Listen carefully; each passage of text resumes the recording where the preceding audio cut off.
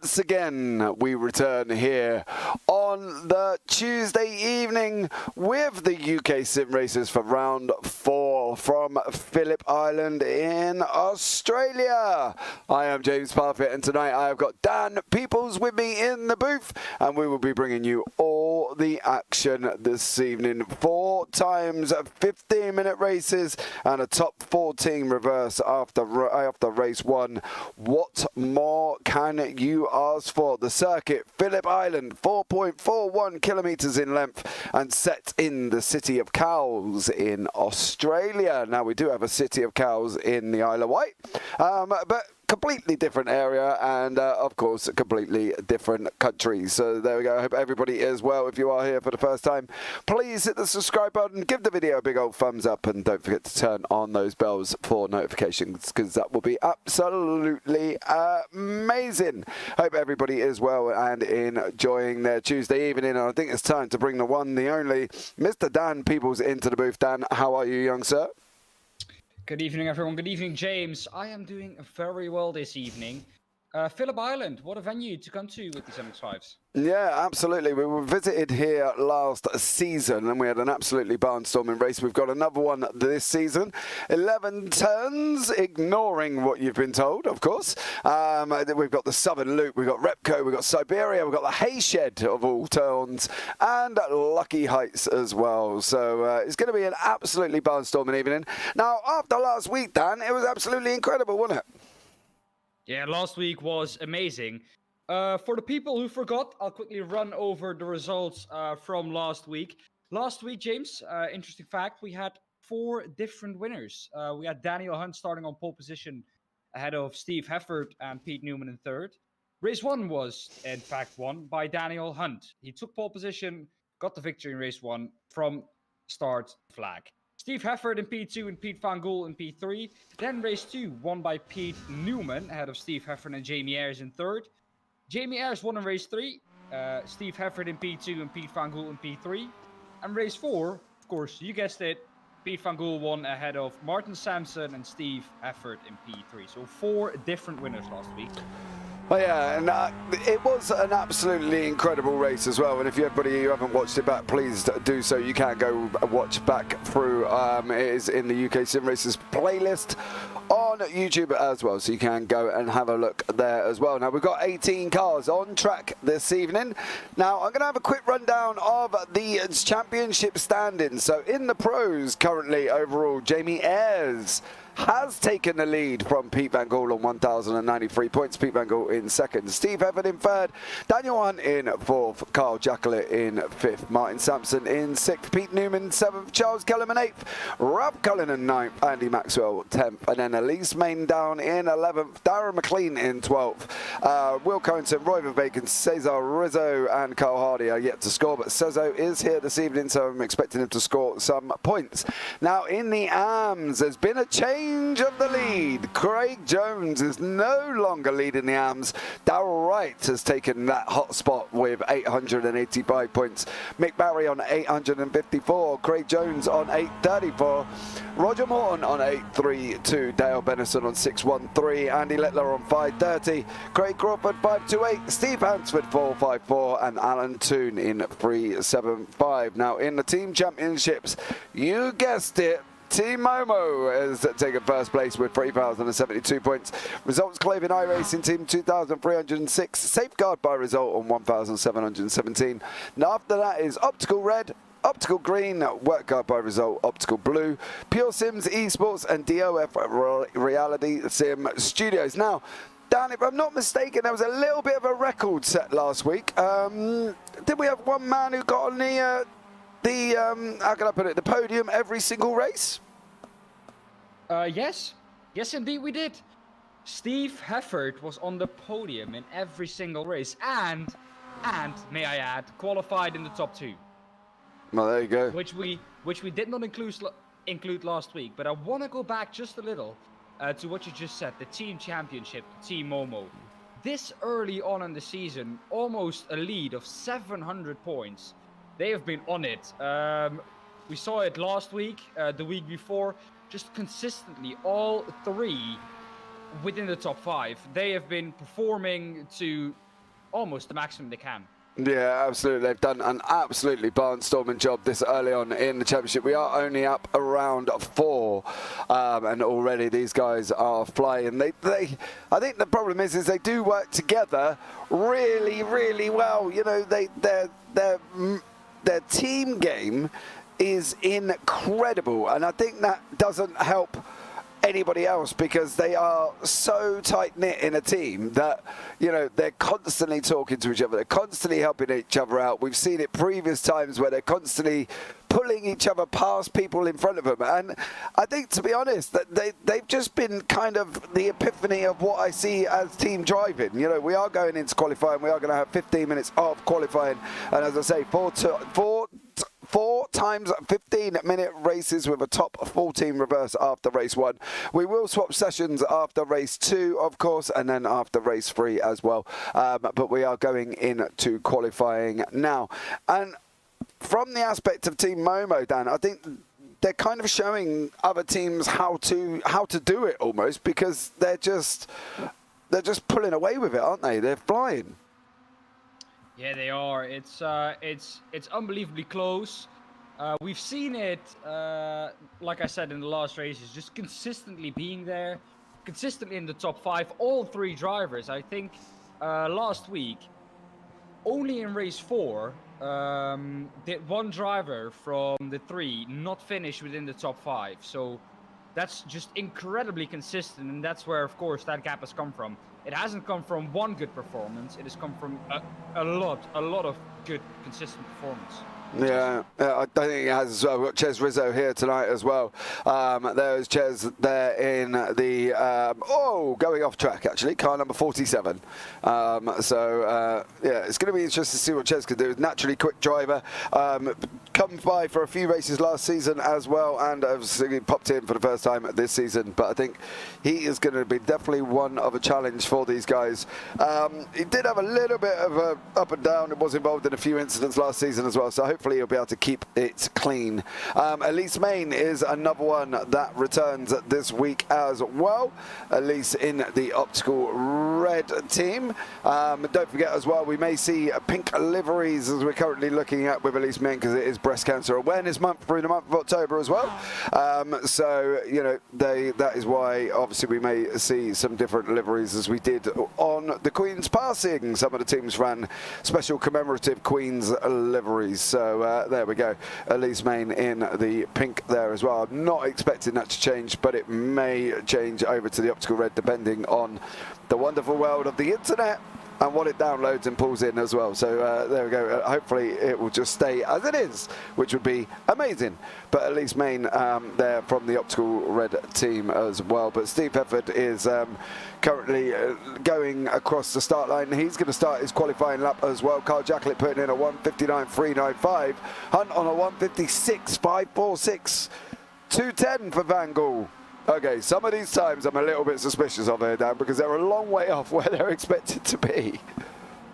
Yeah, they are, but what I suspect has happened is they came out of the pit lane, and the pit line is after you cross the pit exit, which means that they immediately start a lap when they come out of the pit lane, and that is, I think, why sometimes, or I think all of them, are way off of what we expect. Yeah, they are, but I'm not too worried. As we both know, these times will come down the more they kind of go round the circuit. They have just had a good few hours of practice beforehand, so, you know, hopefully these drivers have taken full opportunity of the practice session that's been given to them to get used to the circuit. So, you know, overall, I think we are going to be looking at a lot lower times than what we've got at the moment. Obviously, we do have AMs and pros in the championship, guys. They are done. Daniel Nagel, hello, mate. Welcome in. Thank you so much for joining us. Obviously, the AMs and pros at the top. The pros are in yellow. The AMs are in blue, teal, blue. Whatever colour you would like to call it, they are in that colour. So we have got an AM and Pro battle this evening. Now, I think the interesting thing as well, Dan, is obviously Craig Jones has not, for the first time, led the championship in the AMs. He's now in 3rd place.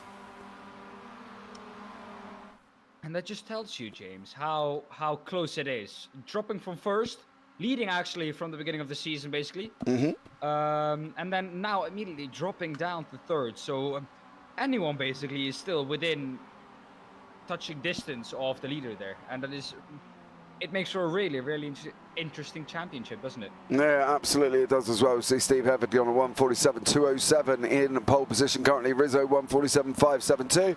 Hunt on a 147.590. I'm expecting them to be within the 147 to 149.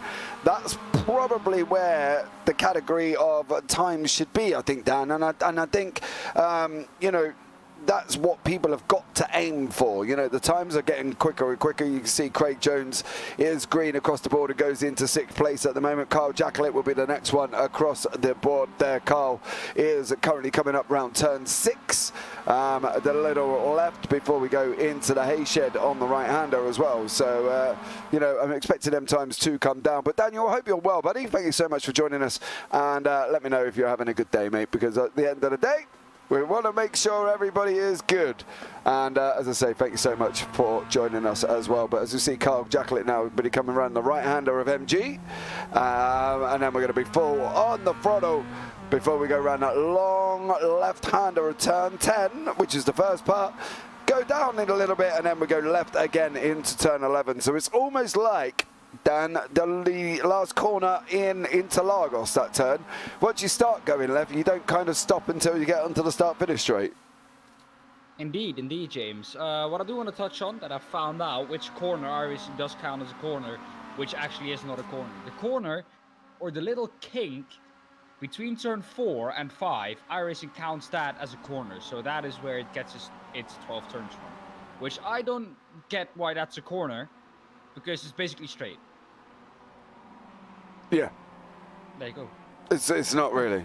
You know what I mean? So, yeah, I think that's the thing. I think when you look on track maps and stuff like that that you can find for Phillip Island, we've literally got 11 corners. So it is a mass variation between what, you know, some people are perceiving as corners to what others do. As we can see, Steve Hansford here going across the line, currently in 14th place on a 151. He goes a little bit quicker on a 150, but no improvement on place. He's got to get into that 149s, and Andy Littler and Alan Toon have also got to get into the 149s as well before they can actually kind of make a dent on the table above them. Again, Carl Jacklett has got almost the lead spot currently down in quali, isn't he? Because he's kind of you know, he's sitting out in front of the pack. The only trouble is he's kind of towing Daniel Hunt on the way round. I would have thought it would have been better for Jacklett to let that, as he goes off track. So that's one way of letting him through, I suppose. Indeed it is. Carl Jacklett, a pro, currently down in 10th. Only ahead, I think, at the moment of Elise Main. And Elise Main, what do you think, James? I have a feeling she will need to get back into some kind of rhythm after being out of it for basically 2 weeks. Yeah, I think that's going to take a while, basically. Elise is going to have to try and battle hard. Currently sitting in 12th overall, but I would never sit back and say, oh, Elise is, you know, is not a shoo-in for a podium or a top 5 or something, because at the end of the day, she's always been that consistent individual that we know, and I'm not expecting anything different from the number 66 car this evening. I think she's going to be, you know, in and around the action, so always generally keeps it clean, never really tries to get involved in anything. Sometimes you know, we've all, let's put it this way, Dan, we've all made mistakes in a car, and it has been, you know, Elise Main has made mistakes herself, but I think from her own consistent point of view, she's kind of consistently. Do you know what I mean, if that makes any sense? Of course it does. It's not the first time we touch on this, that she normally keeps out of any trouble. I don't hope I jinxed it by saying this now. So if something happens to Elise Main, I'm sorry in advance. But yeah, she normally keeps out of harm's way, and because of that, gains some free positions, and after that just keeps putting in those consistent lap times. Yeah, absolutely. Within a tenth of 2. Exactly. Daniel, got myself a beer and hoping for a good race. Well, mate, you're going to need more than one because there's 4 15-minute races this evening. So you're going to be in for a little bit more than one. As we see, Ayres going into the 146.372s, Rizzo's on a 146.4 and Hefford on a 146.484. So Jamie Ayres has now taken pole position, currently at the moment as well. So, but we do have 5:33 left on the clock, and I'm expecting Ches Rizzo, Hefford, and maybe Hunt make some improvements. These guys are all kind of in the tow line together, so they're all kind of towing each other to a greater time, really. And James, don't you think that some drivers are looking for that tow around here? Not a lot of slow speed corners, so not a lot of corners where you can be held up. If you know how to time it well, you might actually get past on the straight and use it like that, but it does look like some drivers are using the tow to their own advantage. It isn't really hampering them in the corners, is it? No, I think at the end of the day, you know, they're doing what they need to. You know, you want to basically, if you're going behind a driver that you know is going to be doing 146.64 in Jamie Ayres, there's no reason for you not to be behind him at the end of the day, because I think it's crazy if you don't try and get behind Jamie Ayres, because he does kind of know what he's doing on circuit, and I think that's the important thing for everyone to realise, that, you know, sitting behind the likes of Jamie Ayres is going to be overly quick. However, Rizzo itself is now sat behind Charles Kellerman, car number 67 there, and I think from Rizzo's point of view, with Kellerman currently on a 147.9, it's not beneficial to for Rizzo to be where he is, because Rizzo is obviously naturally quicker. As we can see, the number 84 car diving up the inside there, Darrell Wright as well, who I must admit, for Darrell Wright, Dan, I think he's just improved as the season's gone on, and is now sitting in 6th place overall. Let me tell you, the first race, he was really quick from the word get-go. But even after that, he didn't stop there. He just kept improving. And like you said, improving. And now he's leading the AM Championship. Yeah, and that's just basically a props to him to show how better he as a driver has got. And I think everybody has said the same thing about this, is the fact that they, you know,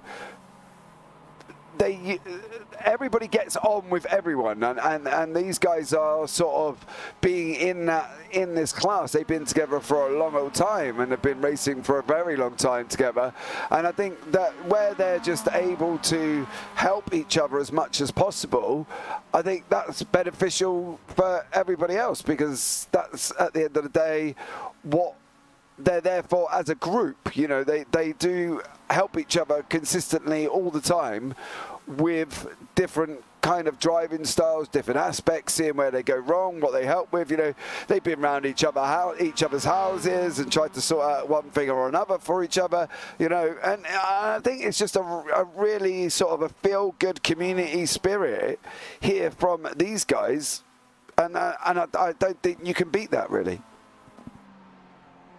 Well, let's just say I haven't seen it anywhere else. No. And that's, I think, one of the strongest aspects of the UK SimRacers as well. It's not only the racing, the good racing that they always produce, but it's also the community that they build around it, the drivers that they have on board. Well, when have you last seen a discussion longer than basically 2 messages back and forward about an incident? Normally it's okay, this and this happened, I'm sorry for that, my fault, or this could have been done better, and close it off. Yeah, exactly. And I think that's some of the things that we, you know, we don't appreciate enough of, is the way that the incidents and that are handled. You know what I mean? So don't worry, I've got plenty, says Daniel. So Daniel's going to be sat there drinking beer for the next couple of hours while we watch some great MX5 action live from Phillip Island. And on a midweek day. Sorry? Drinking on a midweek day. Yeah, mate. Some people doing that. Why are you too old for that, or? Too old? Yeah. Well, Reason one, I normally never drink. But reason two, it's a midweek day. Tomorrow, most people gotta work again. Or go to school. Okay. I'm not really sure what you're getting at. It might be just the Netherlands that does that, but here in the Netherlands, there are almost no people who drink. So you're telling me your pubs aren't open during the week? No. So No, they aren't. no pubs are open Monday to Friday in Holland. There will be on a Thursday if you're very early, but before that, Monday, Tuesday, Wednesday, normally not. Oh, okay. Daniel said he is. Dan's working out. He's pointed out that he is working tomorrow, but he's also British, and I don't think there's a set limitation on when that we can drink. I think it's just There's not. no. I'm just not used to seeing it. All year round. So there you go. The grid is up. Daniel Hunt will lead us off in first place. Jamie Ayres in second. Ches Rizzo third. Steve Evans fourth. Pete Van Gaal fifth. Darrell Wright sixth. Ralph Cullen in seventh. Kyle Jacklett in eighth. Andy Maxwell ninth. Craig Jones in 10th. Elise Main in 11th. Mick Barry in 12th. Charles Kellerman 13th. Roger Morton 14th. Darren Mclean 15th. Steve Hansford 16th. Andy Littler 17th. And Sir Alan Toon in 18th place there. So that is going to be your grid for this evening.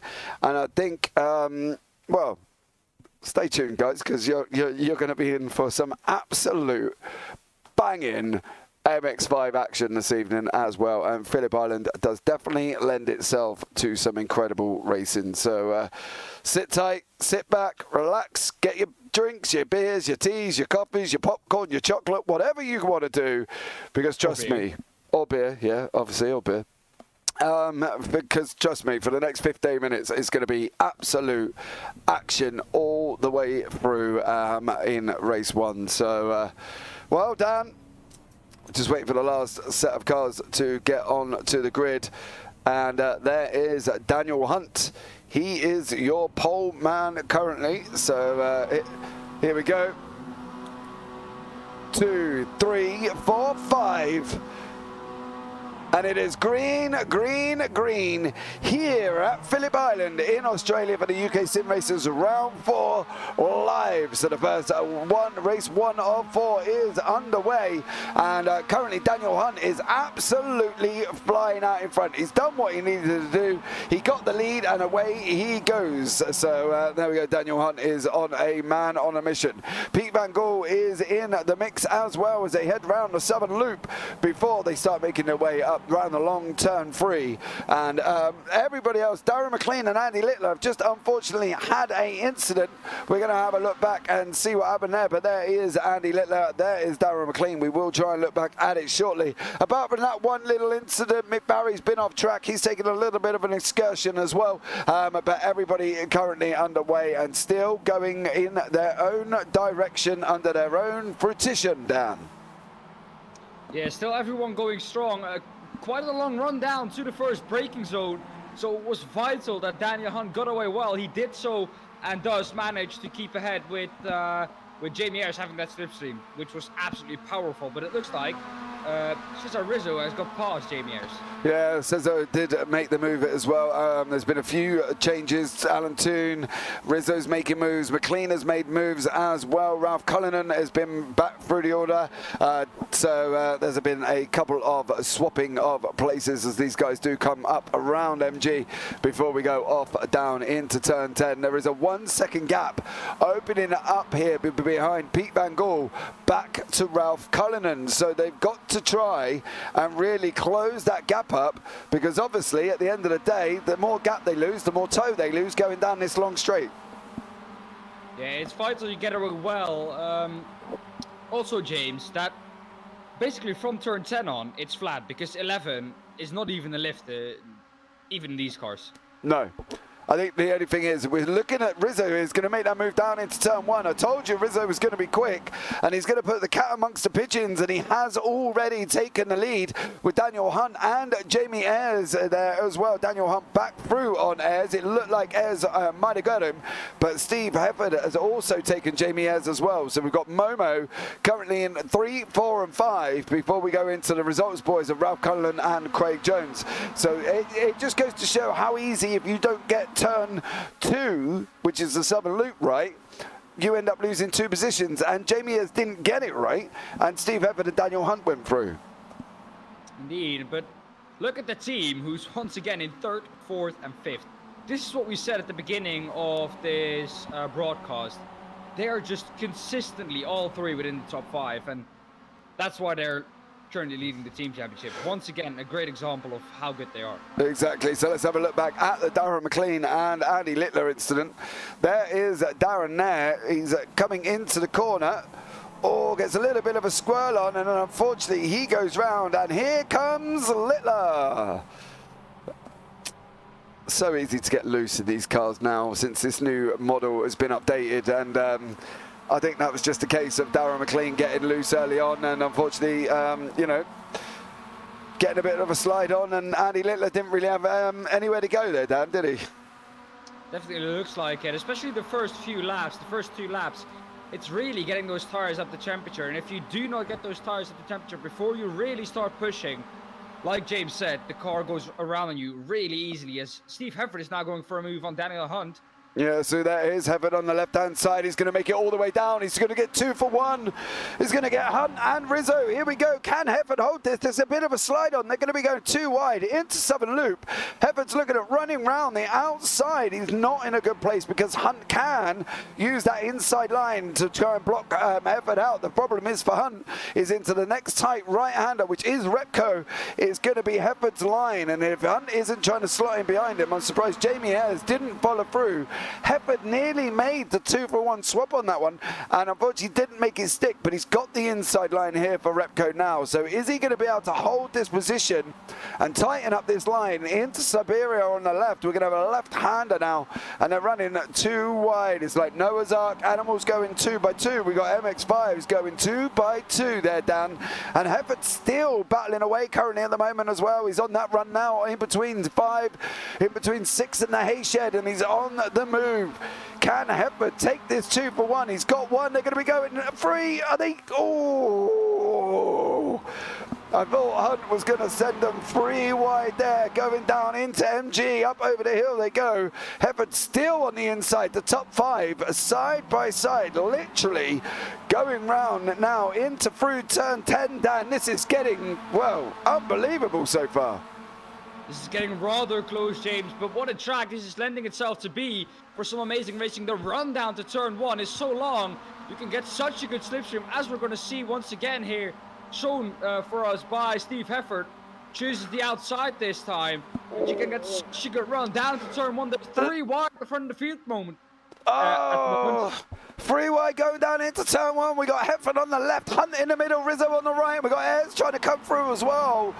Unbelievable action from these top 5 currently at the moment. I think Pete Van Gaal is kind of just sitting there thinking something's got to happen somewhere for him to be able to get through, because currently he cannot get through on a track that lends itself to 2 wide racing unless you're on the start-finish straight.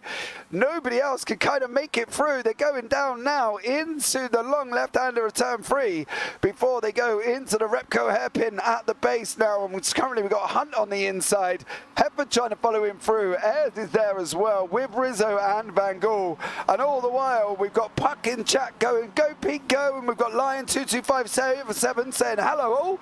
Hello to you, young sir, and thank you for joining us for what is turning out to be an absolute barnstorming race 1 from these top 5 currently at the moment.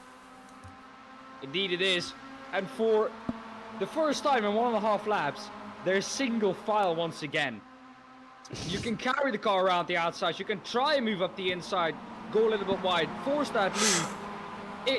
It can all happen at this track, can't it? Absolutely, and Rizzo's trying to make it happen again. He's gone up the inside of MG before they go around the left-hander of 10 through to 11. Rizzo's gone up the inside of Steve Hefford, and he's currently now in second place. Going to get that toe down this long straight, Dan, and I think this is where we're going to see quite possibly a free wide action again. Can Hefford slot in there? Rizzo's made his move early. I'm surprised he's gone that early, to be fair. He looked like he may have carried a lot more speed. Hefford's going to go on the left. There we go. Instantly into free wide down into turn one. Jamie S, you're going to send it 4. Oh, Jamie, oh, breathe, James, breathe. I thought you were going 4 wide then. And unfortunately for Rizzo, he's lost 3 spots and is now down in 4th place. This is just unbelievable. It's unbelievable. The run down from turn 11 to turn 1. It's so long. He can take such a good slipstream. Down the inside now is Cesar Rizzo. Going to try and make that move work on Steve Hefford. Momentarily sending it 3 wide now into turn 3. Coming up to turn 4. The inside now for Daniel Hunt. But Steve Hefford going to try and hang this one around the outside, James. Oh, he's going to go down into Repco now, and Hefford is currently out in front with Hunt, Ayres, Rizzo, Van Gaal, all there as well. And at the back is the Irishman, that is Ralph Cullinan. He's trying to get involved in some of this piece of this action, and he's going to start picking the toe up as well, because he's not that far behind currently at the moment. And Cullinan is now, what, half a second behind Van Gaal, so he's going to start picking the toe up. So all in all, you could end up with an absolute top 6 epic scrap going down into turn 1, guys. Don't go anywhere. You're not going to want to miss any of this, because we are running down into MG before we start the long run down into turn 1, and that is where it all kicks off, down between Hefford, Hunt, Ayres, Rizzo's, Van Gaal, and now Ralph Cullinan. It's going to start once again from this rundown from turn 10 to turn 1. All the way pedal to the metal, and once again we're going to see some slipstreaming effects coming into play. A little bit further back, Jamie Ayres under pressure from, it looks like, Cesar Rizzo. Yeah, it's Rizzo. A little bit of a bigger gap from Jamie Ayres to Daniel Hunt, so he might not be possible, or it might not be possible for him to go 3 wide this time round. But for the lead, they're 2 wide once again. Hefford on the inside, Hunt on the outside. Who's going to come out ahead, James? Yeah, Hefford is on the right, car number 72. Hunt on the left as they go sliding round turn 1. Rizzo's also gone up the inside of Ayres. He's got Van Gaal right behind him now as well. And it's currently a Hefford-Hunt battle. And can Hunt complete the hunt on the day of the hunt to see if he gets the hunt correct? Well, there you go, Dan. That was a lot of hunts in one sentence, I got to tell you. A lot of hunting, as is Hefford doing at the moment. He has the inside for turn 3, the outside for turn 4. It has worked for him before. He's going to try and carry it around the outside once again. Last lap he did it here as well, but this time Daniel Hunt keeps it up the inside.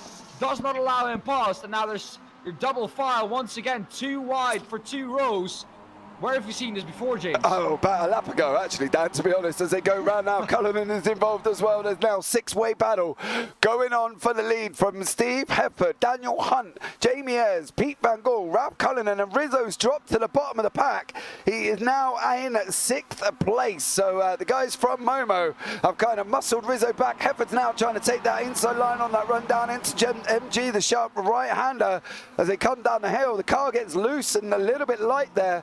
So they've got to try and keep it on the track at the moment, and these guys are swapping backwards and forwards, and all the while Jones is still down in 7th with Maxwell, Main in 8th with Jacklet, Barry and Kellerman. Barry's just gone past Kellerman there as well, and beyond that we've got Mort on the right, McLean, Hansford, Littler and Toon is in the pits currently at the moment. So here we go, we're down this run into turn 1 again.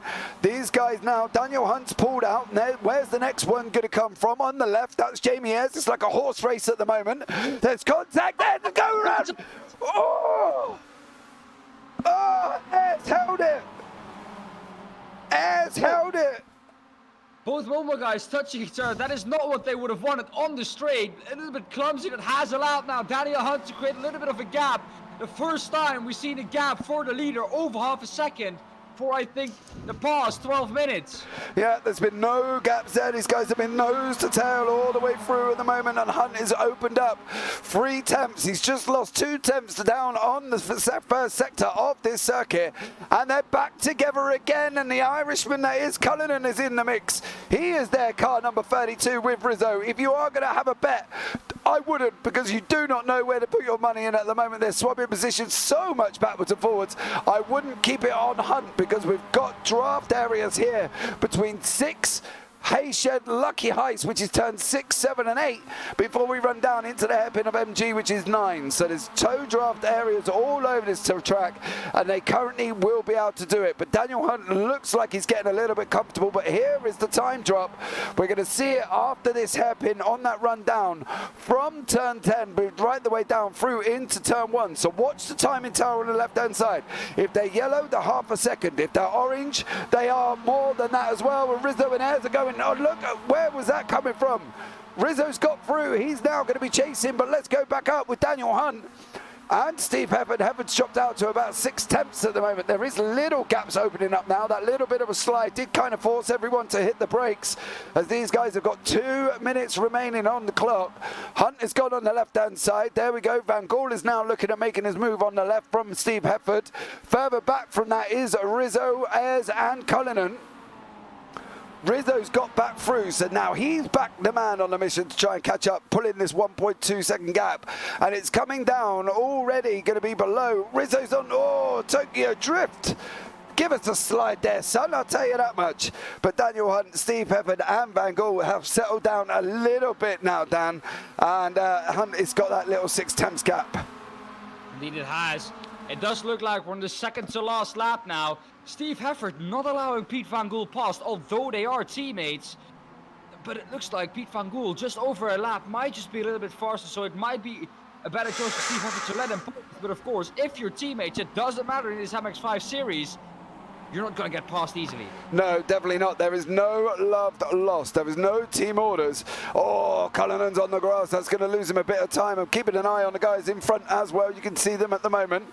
Steve Hefford in the yellow roll bar with Van Gaal in the white. Okay, so Van Gaal in the white roll bar, yellow roll bar there for Steve Hefford. So we're going to keep an eye on this one and see how this one pans out. As you can see, we're running down into the base of MG, which is turn 9. Before we start rushing down. Oh, Van Gaal with a full lot there as well.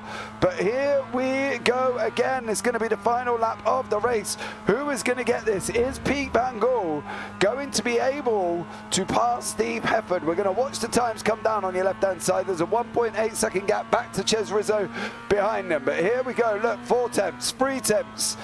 Can he get below? Can he get close enough? He's not going to get it, neither is Hefford, and I think that's where we could end up with it being, as it is currently at the moment. Ches Rizzo, Ayres and Cullinan are going to be 3 wide into turn 1. Oh, as we enter into the last lap, Dan, where's your money going? Well, I couldn't say this early on. They're still side by side. Rizzo up the inside of Ralph Cullinan. He's once again going to be passed. And it looks like Jamie Ayres now going to have to defend from him, but James, I couldn't tell where my money would be. Still side by side, further back, Pete Van Gaal on the inside for turn 3 now, outside for turn 4. Can he break that little bit later? Can he do it? Can he carry it around the outside? No, he can't. Steve Hefford defending the inside beautifully, not allowing him past, but what they are doing is getting closer to Daniel Hunt, and of course we know that finish line is way up to the end of the straight. That's a little bit further back. Rizzo's dropping down. Rizzo dropping down the order. There has been a little bit of an incident there with Jamie Ayres, it looks like. And now at least Main has got past once again as we're looking at Daniel Hunt. But what has happened to Rizzo? We'll have a look in really quickly, guys. We're going to try and catch this replay within a split second because we've only got a few corners left. There is Rizzo, there is Ayres, there is Cullinan. Rizzo's coming down. This isn't helped from Ralph Cullinan, surely, is it? It's got to be Rizzo. No! Oh, breaking a little bit too late. Oh, that was all Rizzo into the side of Jamie Ayres, but here we go. On the run down, now from turn 10 to 11.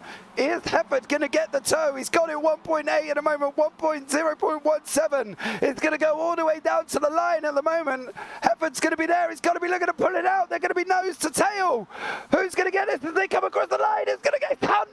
Hunt got it by 0.009 of a second. Daniel Hunt took that away from Steve Hefford, and I need to get an hospital appointment to get, some oxygen delivered to my house right about now, because that was just unbelievable action. Now, we've got a top 14 reverse, so these guys are going to be out at 12, 13, 14. You imagine these absolute rockets coming through the field today is just going to be unbelievable. I love Lion's comment on YouTube. Holy hell. That's it. That was it. End of. Don't want to put any more. That will do for me.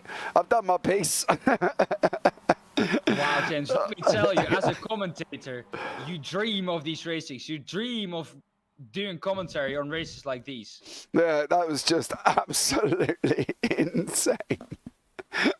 Oh, absolutely insane there from these guys as well. We are just going to wait for the results to come up. We will bring you the final standings, but wow, it was just unbelievable. Good show, amazing, says Puck and that as well. So we are just waiting for the results to come through before we can bring you the results up. But oh wow, if that is gonna go on for the evening, Dan, I think we're in for a treat, mate. There you go, buddy. The results are on your screen. Well, if that was race 1, James, I can't wait for race 4 because that normally is more chaos than every other race we've seen. Daniel Hunt in P1. We saw that 7 thousandths of a second ahead of Steve Hefford. We saw the run down to the line. Unbelievably close, but Daniel Hunt coming out victorious in the end. Pete Van Gool, 6 tenths behind Daniel Hunt. Ralph Cullinan in 4th, 5th. Andy Maxwell, Craig Jones taking victory in the AM class. So something has happened to the man in 14th hour, right?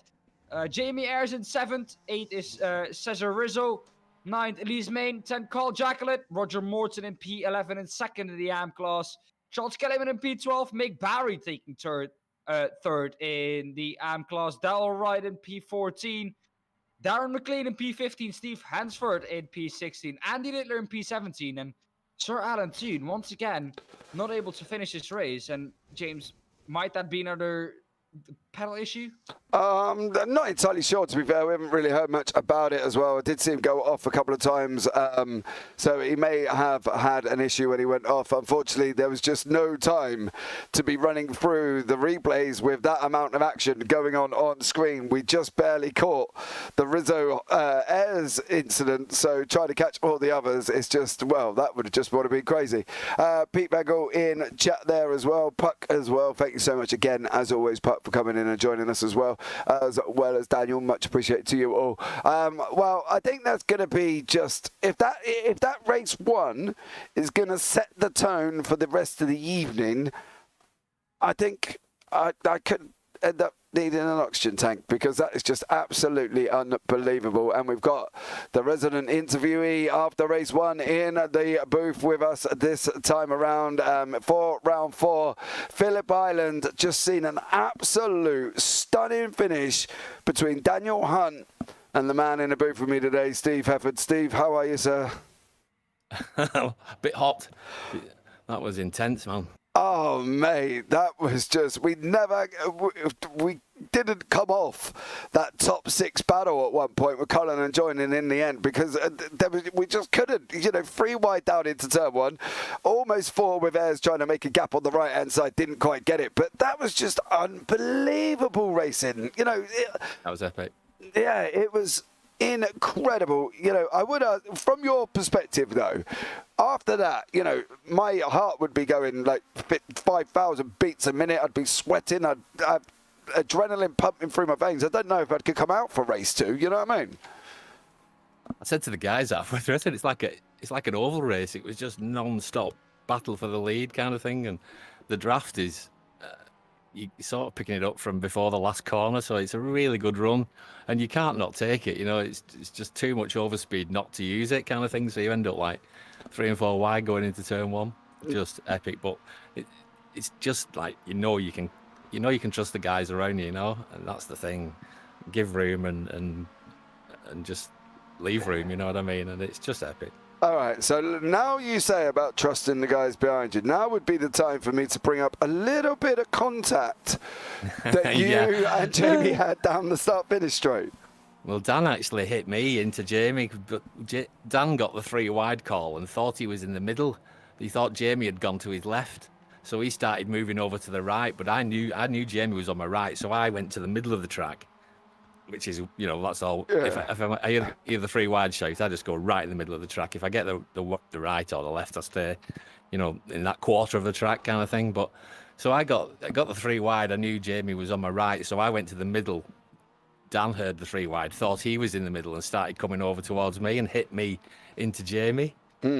So yeah, Jamie got a tiny little bit of damage from that. I don't know if you noticed the cars. You can get tiny amounts of damage where your wheel is just a fraction, a couple of degrees out, and it just takes the edge off the cornering. But yeah, we all finished. And you finished. You come sliding down the hill into turn one, I think, at one point. After that contact, mate. I tell you what, we've said if that is going to set the tone for this evening's racing, well, you know, it's going to just be absolutely incredible, mate. You know, this track lends itself from turn 10 on that run all the way round into turn one. It is just complete and utter draft pickup, and so many times the person behind had made the move early into the start-finish straight, allowing the next guy to come through. You know, what are you expecting from race 2? Because obviously we're on a top 14 reverse.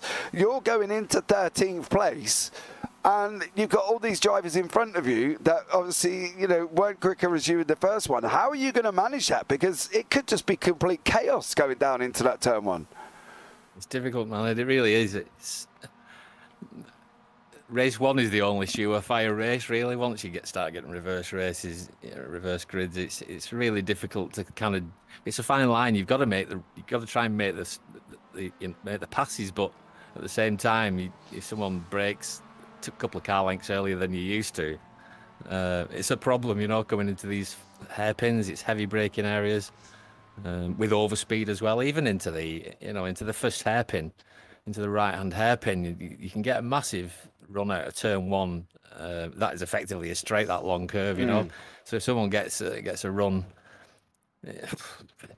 but it's a bit like a mini Interlagos, isn't it? Where you've got the advantage, then you're at a disadvantage. I mean, we went too wide, more or less a full lap, I think. Me and Ches at one time. Yeah, so that's what we I said. don't know. More of the same, I hope, and just be really careful, especially on the first couple of laps, you know, and then let things settle down, I think, and let some spaces appear and just take it from there, really.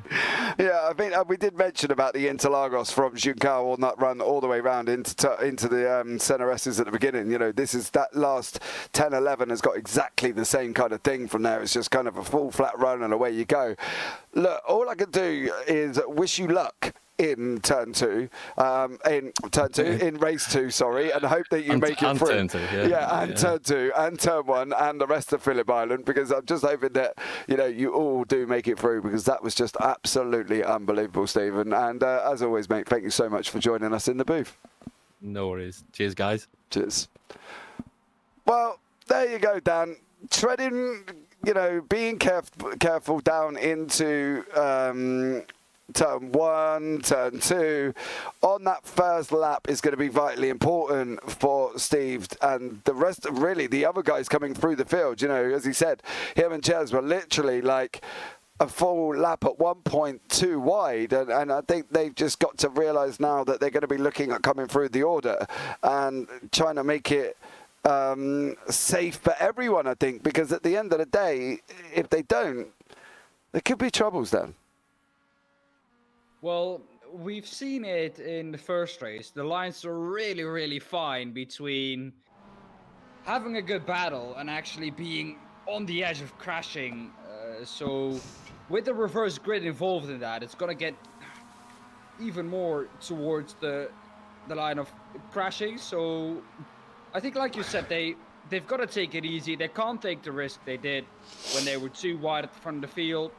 They have to realize that there are some slower guys ahead of them, and that they have to try and overtake them before they do such things. Well, yeah, you go into their voice chat. You go and tell them and let me know how you get on. and I'll see you in a couple of minutes because I probably won't survive. No, because I don't think the chances of you being able to say settle down, lad, settle down. I don't think it's going to happen. You know, PVG is in chat as well. PVG, welcome in. Thank you so much, buddy, as well for that absolutely unbelievable epic show as well, guys. And thank you again for everyone joining us. If you are here, say hi. We will respond. I promise you, we will be having interaction with chat. So let us know what your thoughts were on the race one. And the only man that's not here this week, actually, Dan, as well, as I've noticed, is Pete Newman. Yeah, indeed. I was just about to point that out, but yeah, he's not here with us this evening, so probably his drop week. I don't know if he has been away for another round as well. Otherwise, that will be difficult. That will definitely be a points loss for him then. Yeah, no, I didn't see anything in the chat about him not turning up, so we'll just have to see there as well. Maybe he just might not be able to make it, and he has taken a drop week, and probably, if I'm not mistaken, this could be Pete Newman's first ever miss of this race, if I'm not mistaken. I can't ever remember a race where he hasn't actually turned up, but there we go.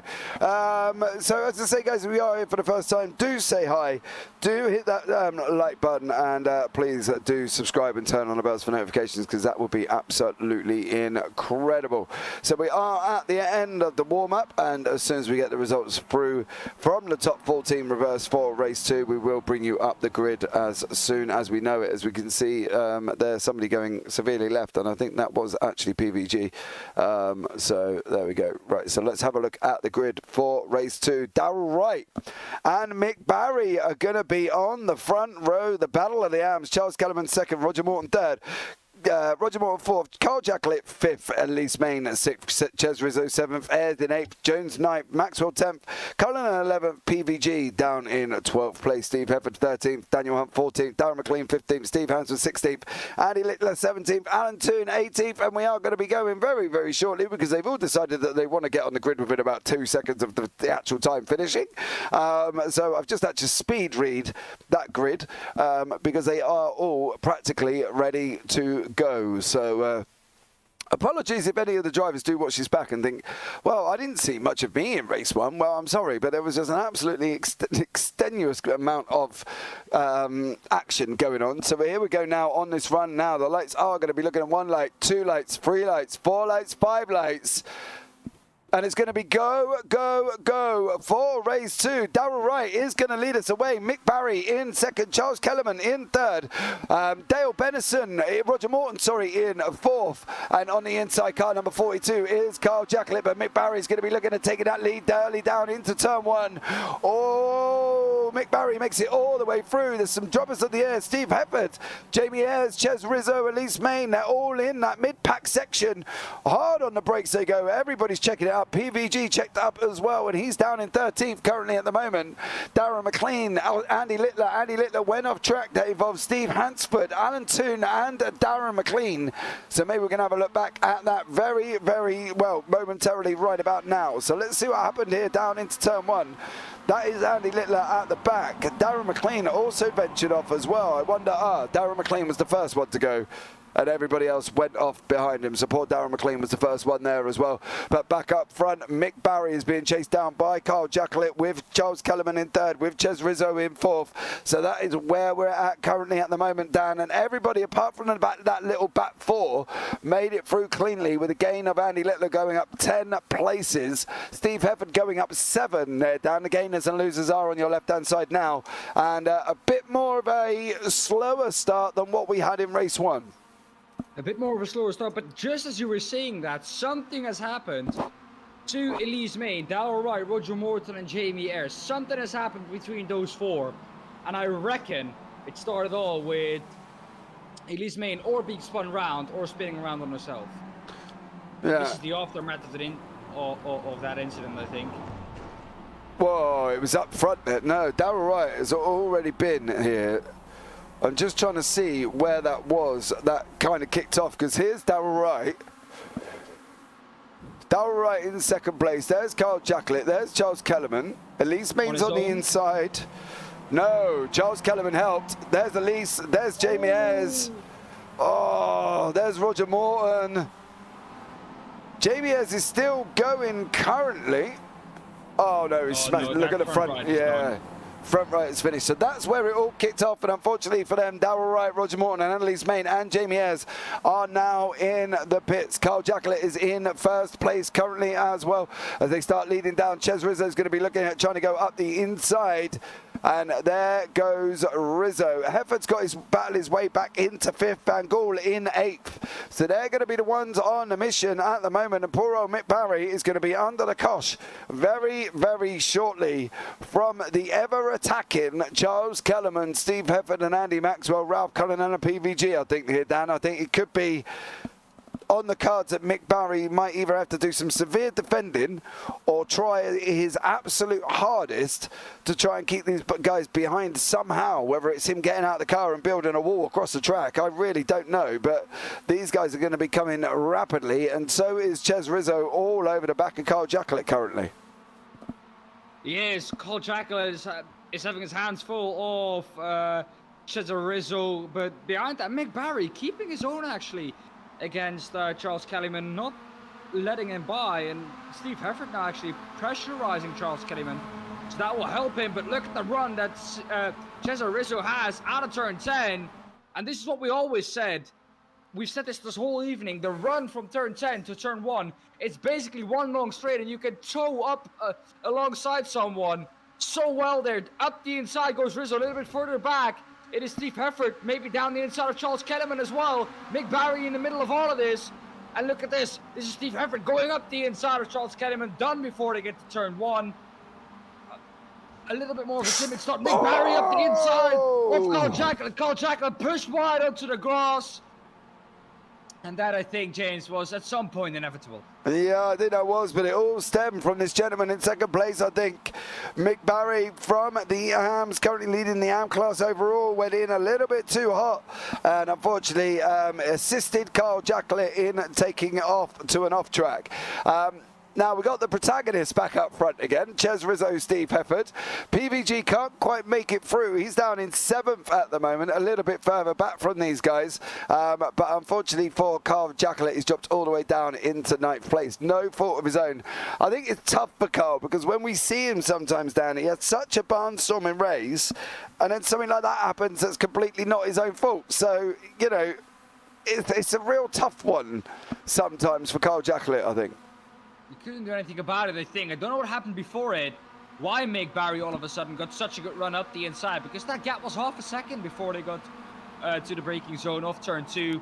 Mick Barry might have just overshot the braking zone. That could have been the case as well, but Steve Hefford up 11 positions at the moment and is currently looking to pressurize Rizzo. Yeah. What a barnstorming race that man has had. Yeah, they're going to be too wide before they even get there currently as well, so this is going to be it.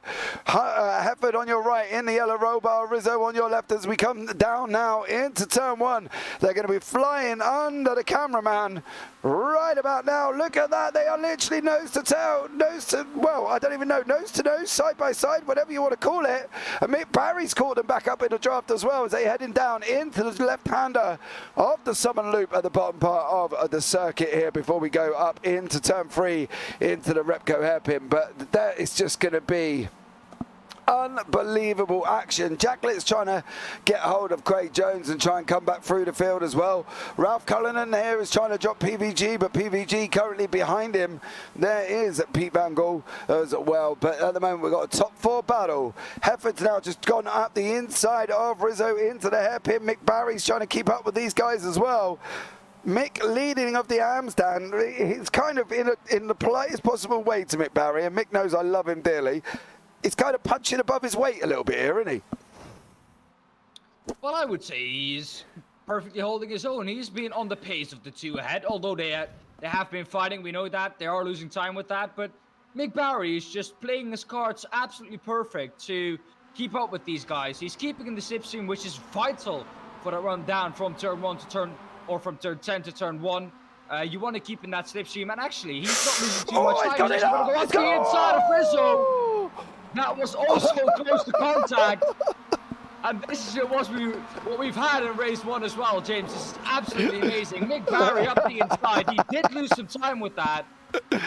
Oh, I think we need a nose job for Mick Barry. Who knows a good plastic surgeon, because he definitely has not got his nose left anymore. After that was just irreversibly chopped off by Ches Rizzo there. And oh my God, I thought that was going to end up into some major collisions. We've got Andy Maxwell trying to make the move past Mick Barry, coming down into turn 1, thought better of it. Rizzo thought better. Oh my God, I can't believe they did not contact them, because oh, Dan, that was it. Plastic surgeon table for Mick Barry there, buddy. Why have you suddenly started laughing? This is absolutely amazing. Down the inside is Andy Maxwell on Mick Barry. I don't know why we're laughing now, but for some reason, I just can't believe how close that actually was. Like, straight up, there must have been nothing left on Mick Barry's paint scheme on that nose of that car, because that was just unbelievable. Cullinan is making a move up the inside as well. He's trying to go past Charles Kellerman, wants a piece of the action. I tell you what, if Mick Barry's got a bleeding chocolate cake, everybody wants a piece behind him, because they are closing on him rapidly at the moment. Kellerman's trying to get up as well. Oh, contact with Kellerman and Cullinan. But here we go again. Oh, back up front, Steve Hefford is under the cosh once more from these Rizzo behind him, because this is just unbelievable. Absolutely unbelievable racing from these guys here in the UK SimRacers MX5 League. Broadcast live by JBB Broadcasting, brought to you by myself, James Parfitt, and Dan Pepels in the booth this evening. And this is just going to be another run here from Rizzo. PVG has made his way up into third at the moment. He's made a couple of overtakes on the way through, so Pete Van Gogh there is in third. I just want to see how this one materializes, and we'll show you the PVG action. Oh, he passed Ralph Cullinan and Charles Kellerman when they had contact, but here we go now. Rizzo's on the right car, number 47. Hefford's on the inside car, number 72. Running down again, side by side, and Dan, it's like a replay all over of race 1. Once more. All over of race 1. Like you said, a big snap there for Rizzo. Manages to keep in the car going in a straight line. But that was a big snap there, James. Steve Hefford now with a chance to try and get past him into turn 3. Has the inside that will turn to the outside for turn 4. Will he have him here? No, I don't think he's going to. Rizzo's going to have the inside into the Repco hairpin. He's just got to literally send it, really. He's got that half a car left. There we go. He's just gone in a little bit harder than Hefford. Hefford looks like he's just shaking his head behind him, like, no, why did you do that for, son? Why did you do that? And there is Rizzo in front of us currently at the moment, and there is Van Gogh behind us. There is Steve Hefford in the cockpit of his MX5, driving with his Momo helmet. The man who never blinks, they say. Yeah, the man who never ever blinks at all. Does a stellar job there behind that MX5, and there you go. David Waters. Oh, here we go now. Can Rizzo hold this now? Dropping down into the MG. Oh, blimey. There's just no time for us to go to anywhere else, any replays. It's fighting all over the place for 50 minutes long. Rizzo's off. Rizzo's off into the grass. That's going to lose him time. That was really wide for Rizzo, using absolutely everything on the track and a little bit more. He's paid for it all, and he's going to use it all. But that has managed to lose him time. Rizzo now down the long straight, going to slipstream past Hefford probably once again. Yeah, as they come down into turn 1, they've gone past the end of the pit lane. Rizzo's in the Aquilia 47. Hefford's in the Momo 72. Down into turn 1, they've been side by side for most of race 1. And now they're going to go again. Now they're going to run down into the Southern Loop side by side as well. Oh, Rizzo makes his way through, but Mick Barry and Ralph Cullinan. Ralph has just gone up the inside of Mick Barry there. He's just taken 5th place currently at the moment, and I have to say, they're side by side again, Dan. They're side by side again, once again on the outside of Steve Hefford. Has the move done before they get to turn 4. Down the inside, once again comes Rizzo, flying past up the inside, and once again Rizzo ahead, but the better run out of turn 4 into turn 5 for Steve Hefford. He's going to keep it up the inside. That will give him the inside, like I said. He's gonna get past here. This is the move done. Yeah, Steve Evans looks like he's going to get that move done, but Rizzo is not giving up. Neither of the cars behind. PVG's kind of in the middle. He's kind of in that no man's land. He's got a second and a half behind him, 2.3 up front. And the leaders are side by side again. They are side by side again for literally practically the whole entirety of this lap. Rizzo takes a little bit of a bump there. Not quite sure. Hopefully he is all good in the hood in that car. Well, let me tell you, James, if Steve Heffert once again finishes on the podium here, this is his 6th podium in a row if we count all 4 races from last time, which would be absolutely incredible for that man. 6 podiums in a row, can you imagine? No, I can't, dude. I struggle to get one in an official. But the gap is closing. It's down to 7 tenths. You can see how strong the draft is. Rizzo's not going to give this up. Yes, there was a slight little bit of contact, and yes, they have dropped back a little bit. But currently, at the moment, he's not going to give it up. Daniel Hunt is side by side with Ralph Cullinan coming down into turn 1. Cullinan car number 32. Hunt double in the 07. DOF Reality Sim Racing Studios. And as you can see at the moment, they are side by side going down into turn 1 down. Side by side, these two are. Daniel Hunt up the inside of Ralph Cullinan. Ralph Cullinan having to yield here. Daniel Hunt was really quick in race 1, as was Ralph Cullinan. But Daniel Hunt seeming to have the edge here in race 2. Yeah, absolutely. The leaders have dropped out to about 7 tenths here as well. So we'll keep an eye on what Daniel Hunt can do, battling away with Ralph Cullinan. Steve Evans pulling away a little bit. Rizzo has dropped off to about that second gap at the moment. But this is just going to be absolutely unbelievable racing. That gap is, I'm expecting, to come down by the end of this lap. We are going to be going on to the last lap very well this time around, actually. Where has that 15 minutes gone, Dan? Absolutely everywhere. It's gone past really, really quickly. The gap for P1 in the AM class, though, only 3 tenths. Craig Jones has caught up really quickly to Mick Barry. Mick Barry used some time, of course, fighting with the pros. Might have been a better choice, as you see in the background there. Maybe Craig Jones going for a move on Mick Barry, not able to do so, gap back up to 5 tenths. But that could be a move into turn 1, maybe. Yeah, here we go now as well. There is Steve Heffert. The gap's going to come down. He's going to have one more lap to try and hold Ches Rizzo behind him. Van Gogh has pulled in an absolute massive gap so far. Oh, Heffert there trying to weave. He's trying to knit a jumper. He's weaved that many times across the circuit. I'll tell you that much. Give him some more. He could have done me a free priest jumper by now.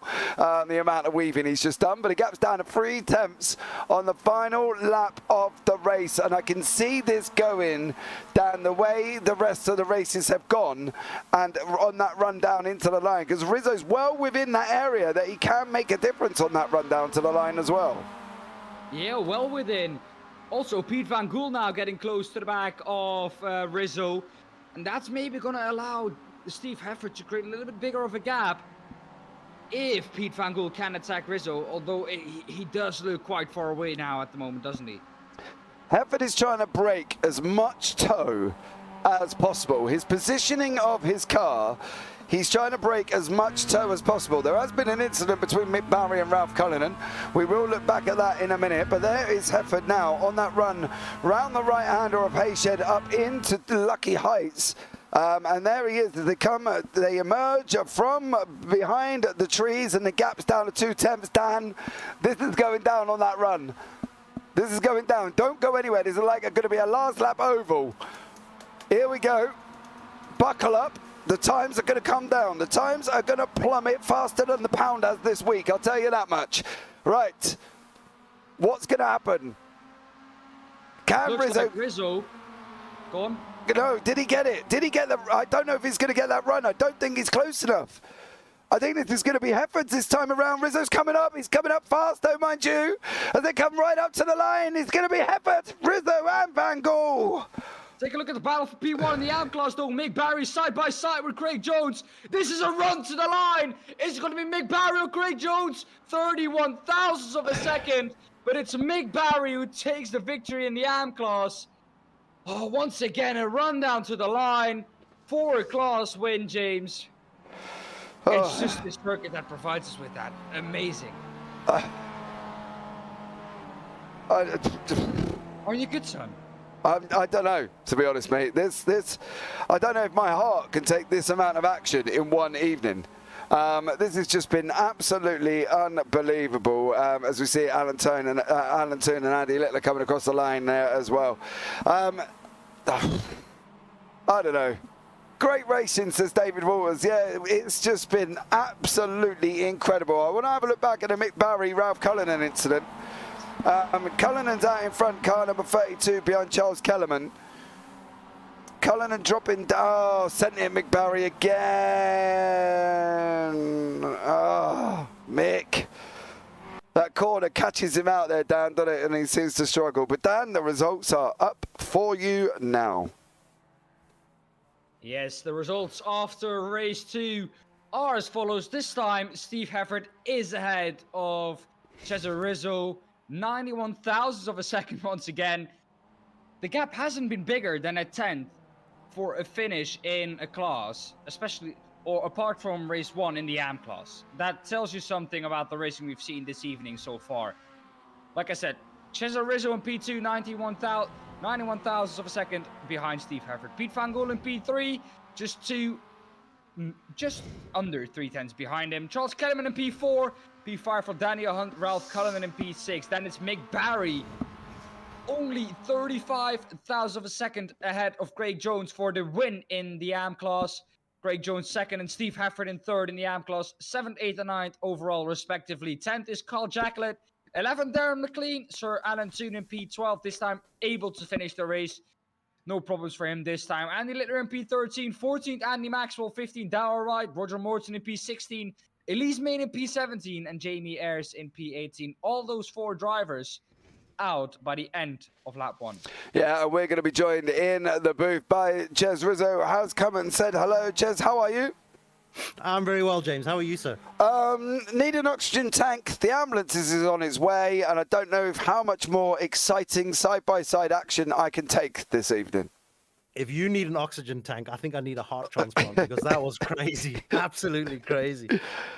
Mate, I thought you might have almost snapped it at the end, but you got what looked like a little bit of a slower entry out of turn 9 that didn't quite allow you to close up within that 2/10 draft gap going down 10 and 11. Yeah, you're closing, we saw it, but I think if you're in that 2/10 window, you're going to be side by side going across the line like we saw in race 1.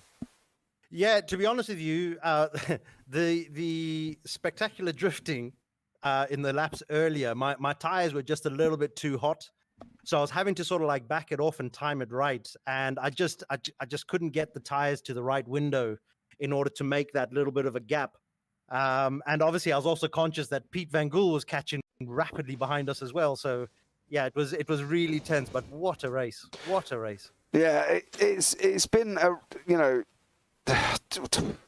Race 1 and Race 2 has just been unbelievable. So, look, at the end of the day, we can only thank you for that because you guys are the ones in the cars doing the absolute incredible action that you are bringing to us this evening. We go into Race 3 now. We are waiting for the session to appear as well. But how much more can you guys deliver? Because what are you hoping for? Are we going to see a Rizzo win in Race 3? I'm certainly going to try. Definitely going to try. I think what you can expect much of the same. Myself, a lot of us on here, but for example, myself and Steve have been racing together for so many years. We know each other really well on track. There's a lot of mutual respect as there is throughout the field. So, and I'm sure, I mean, obviously I'm on track, so I don't know, but I'm sure you're getting as much action further down the field from the other guys. So, I think this is just such a good track that sort of lends itself to that type of racing. Yeah. So I'm almost positive, James, yourself and your viewers, you can expect much of the same for 3 and 4. And to be honest, I don't care where I finish. If I'm having races like that, I can finish stone last. I don't care because that's what I show up for. Well, hopefully, mate, it will be an absolute unbelievable Race 3. But Rizzo, thank you so much, as always, for joining us in the booth there, buddy. And we're looking forward to seeing what you can do in Race 3. Cheers, James. Thanks, guys. Take care. Well, there we go, guys. We are going to jump onto a quick BRB screen because we have got to change session. So we'll be right back very, very shortly.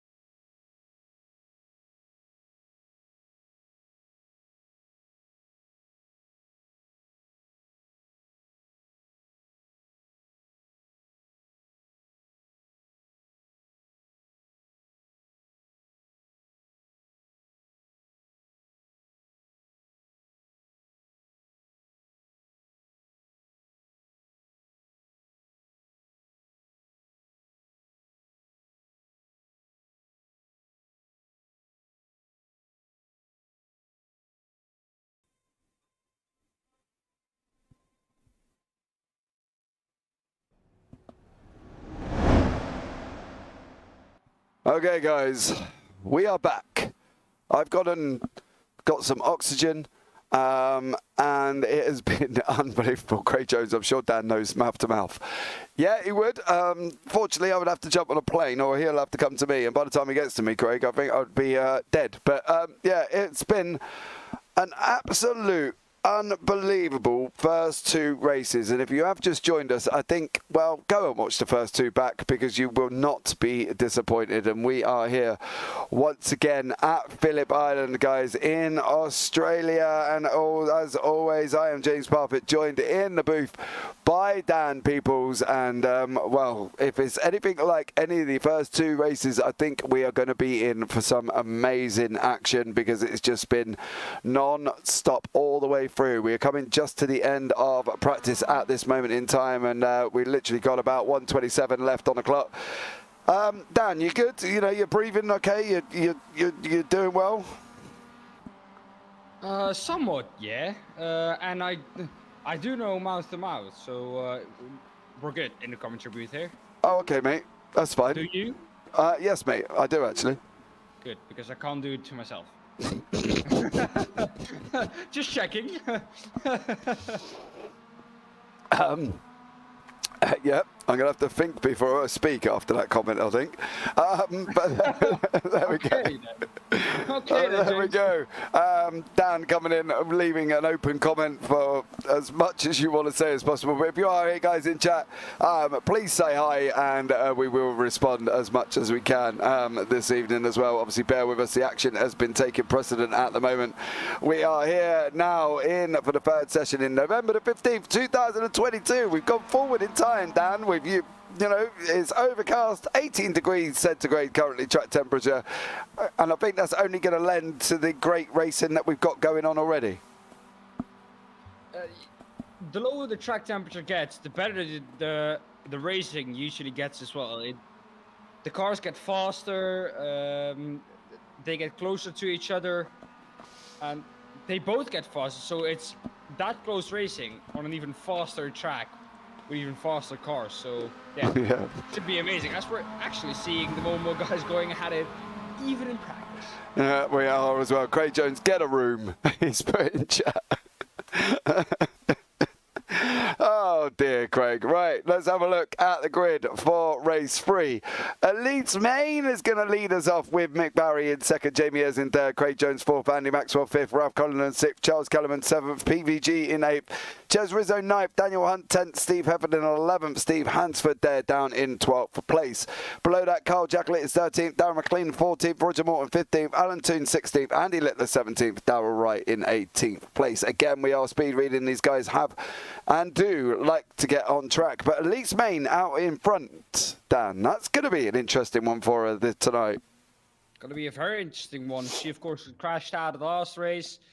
Nothing of her own fault, but yeah, looking to make up for that this time round. Yeah, absolutely, guys. So stay tuned now, because the lights are on. 1, 2, 3, 4, 5. And we are green here for race 3 from Phillip Island. Elise Main's got an absolute flying start. Unfortunately for Elise Main, there is this absolute rocket.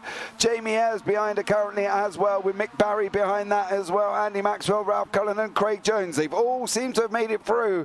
Currently at the moment, nice and clean. And already Jamie Ayres is all climbing all over the back of Elise Main. There's been an off track with Darrell Wright. That is unfortunately going to damage his arms championship points being off track this early. But Charles Kellerman is in 7th, Daniel Hunt 8th now. Oh, Daniel Hunt just made the move, and that is why. Look at that gaggle of cars in that middle pack there. We've got 2, 4, 6. 2, 4, 6, 7. Sorry, I had to almost get me toes and fingers out to count them then. Well, Steve Hefford is around the outside of many of them. And look who's in that battle pack as well. That's a big hit, though, for Craig Jones as well. Daniel Hunt got caught up in that as well. Luckily, no damage for all of them. But, yeah, Steve Hefford was up a couple of positions. but immediately back down to P11. Yeah, that was Ralph Cullinan who got a little bit of a slide on. Craig Jones is in front of Daniel Hunt at the moment. So we'll have to keep an eye on that one as we go in as well. You can see the gainers and the losers on the left-hand side already this early on. There's up 4 for Daniel Hunt, and he's currently now chasing down Craig Jones as well. So Daniel Hunt is doing an absolute stellar job this early on in the race, and I think at the end of the day, this could turn into what is now going to be an absolutely epic battle between 2, 4, 6, 8 cars, with the ever-closing Steve Hefford behind him. But as we come around turn 1 for the first time this evening, we are going to be on a lapped race, so we are going to only see currently on the scoreboard, we will see a set amount of laps that's going to happen as well. But currently as well, Elise Main has gone down 2 positions. Jamie has taken a lead from Mick Barry in second. Elise Main has got down into third and could lose another one. That's Andy Maxwell behind her with Craig Jones and Daniel Hunt and Ches Rizzo behind that as well. And we are going to be in for an absolute epic battle as my timing screen has crashed. Dan, over to you. Mine one has as well, so a little bit of, well, trouble here. Elise Main in third at the moment, defending from Andy Maxwell. Andy Maxwell himself, quite a consistent performer this evening, up there in the top 6 in every race. It's now Daniel Hunt looking around the outside of him, trying to gain another position. He's going to be able to make that one stick. Not quite. Elise Main, though, back down into P4, started in P1, had to give that lead away to Jamie Harris quite early on, as we're side by side now with Andy Maxwell. Is he going to be able to make this one stick around the outside? Daniel Hunt looking to try and get past this as well. Is he going to make it 3 wide? Andy Maxwell has passed Daniel Hunt now up the inside as well, and Elise Main has to fight for this one. Yeah, I'm currently trying to sort out the camera issues, guys. Bear with at the moment. My software has frozen. Literally frozen, and I can't do anything. I can't change cameras. I can't change screens. I can't do nothing currently at the moment. So you're going to have to bear with us as I try and sort this unfortunate incident out currently. And I've got a funny feeling I can't do a lot while it is running. So we may end up having to stay on car number 66, Elise Main, throughout the majority of this race, because my software has all got a little bit wrong and I'm trying to resolve the issue. So just bear with me now as I hand it over to Dan while I try and resurrect this problem. We're looking at Elise Main, but a little bit further back. It's 3 wide going into turn 1. That is Steve Hefford, Craig Jones and Charles Kellyman. Are they going to be able to make it through that corner 3 wide? Yes, they are. And Steve Hefford coming out ahead of all of that. He's now up to P7. 4 positions gained for Steve Hefford. Elise Main still. Oh, who's that off? That is Pete Van Gool off in the background. Down to P15. That's going to be his race as good as done. Elise Main still, though, in P6. What you're seeing on the screen is not correct. She is not in second place. That is not correct. Number 66, Elise Main in P6, behind Cesar Rizzo, Andy Maxwell in P4, Daniel Hunt P3, Mick Barry P2 at the moment. So doing a terrific job, but actually keeping up with Jamie Ayres. Although Mick Barry now is off. Mick Barry has made a mistake. He's off onto the side of the track. And that is gutting there for Mick Barry. He was doing so well keeping up with Jamie Ayres, but has made an unfortunate mistake and is now down into P17 and out of this race, into the pit lane. Up the inside goes Elise Main, off Steve Hefford, or no, that is Steve Hefford going around the outside of Elise Main. And that is position gain for Steve Hefford, now up into P6. P5 that even is, because Mick Barry has made that mistake ahead. And he's now going to try and look ahead to Andy Maxwell. That gap is 2/10 only to Andy Maxwell, so quite close. Not leaving any gaps. A little bit further up the road, it is Daniel Hunt almost side by side with Cesar Rizzo, and he is making a good run up the order at the moment. Jamie Ayres up the front of the field, and it's Cesar Rizzo down the inside of Daniel Hunt. Up into P2 he goes. Yeah, we are I'm trying to deal with these problems, guys, at the moment as well. So please bear with us. The timing software has crashed.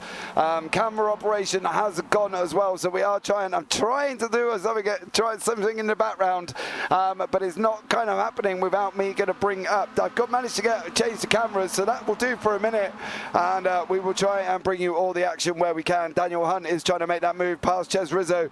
Jamie Ayres now in first place, currently out in front. So that is, ignore the leaderboard on the right hand side because it is not correct, as you can see here. I'm trying my absolute hardest to try and get this sorted out, but it's just not playing ball at this moment in time.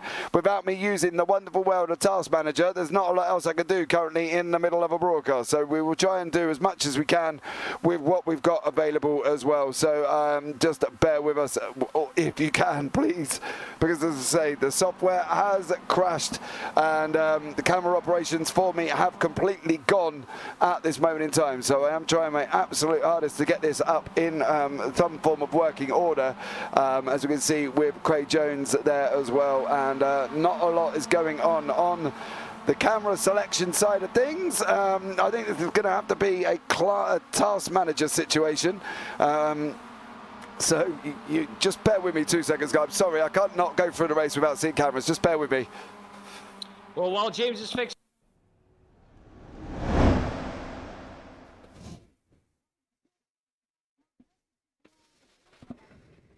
damage, that is his race done. That will be another position gain for everyone ahead of him or behind him. Elise Main up into P5 now, Andy Maxwell in P4, Steve Hefford P3, Cesar Rizzo keeps P2, and Jamie Ayres P1. Craig Jones though leading the AM class a little bit further back as the timing software has started working once again. Big ups to James fixing this, and yeah, as you can see on the left hand side, the scoreboard is correct now.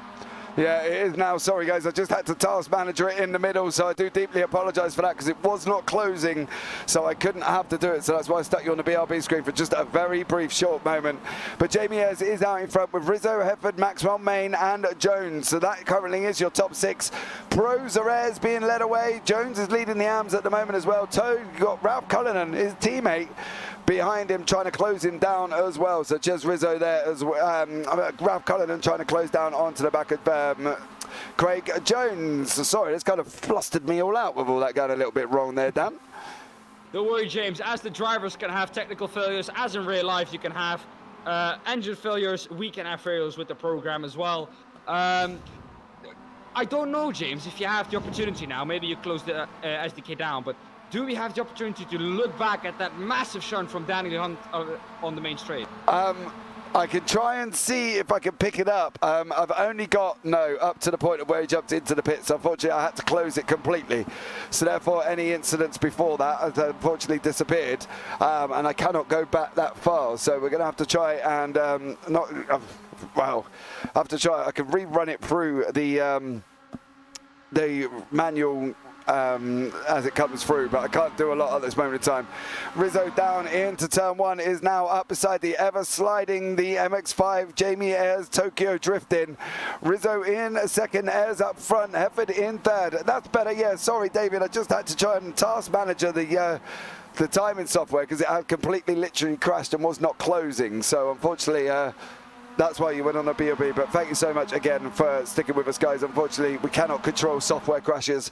It is not something on my control, as Rizzo is making a look at making a move into the Repco hairpin before they go right down into Siberia. And these three cars and the next three are having this battle as well. Ralph Cullinan is trying to make the move around the outside of Charles Kellerman currently at the moment as well. PVG has dropped down the order, but Dan said he may have been involved in an incident that we may have not seen due to the fact that we were stuck on one car and one car only.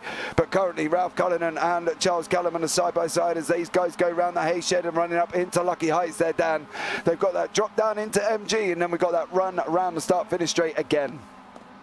That run down the start finish straight, that famous run down the start finish straight now at this point, with two finishes within 31,000 of a second. Steve Hefford though, once again up into the podium positions. 7 podiums in a row if he can make that one stick. Could he make it another, well, 4 podium evening? Well, with that, we will just have to see, because we have got race 4, and we know where that can go. As these guys battle their way now down across the start-finish straight. Rizzo taking to the left-hand side. I think Hefford's already out. They're going to be going 3 wide. 72, Hefford, 46, Ayres, 47, Rizzo going down into turn 1. How is this going to work out? It's going to be Hefford coming out in front. If this was the Grand National, he would have taken home £1 million prize already. And at the moment, Hefford is doing another stellar job getting out in front, with Rizzo in second, Ayres in third. Poof. They're not stopping here, Dan, are they? They're going at it again. Not at all. Once again, it is Steve Hefford and Cesar Rizzo at the front of the field going at it. Jamie Ayres joining that battle now as well. And if they keep fighting like this, Andy Maxwell and P4 could join that battle as well as Lee's main. But around the outside is going to be Rizzo of Steve Hefford. Not going to be able to make that move stick, and because he did attack Steve Hefford, he's now vulnerable for Jamie Ayres. He's going to try around the outside off turn 5, but not able to make that one stick. Yeah, the gainers and the losers on the left-hand side are up now. Hefford's up 12, Rizzo's up 13, Ayres is down 2. So here we go again for this unbelievable battle action that we're having here on screen.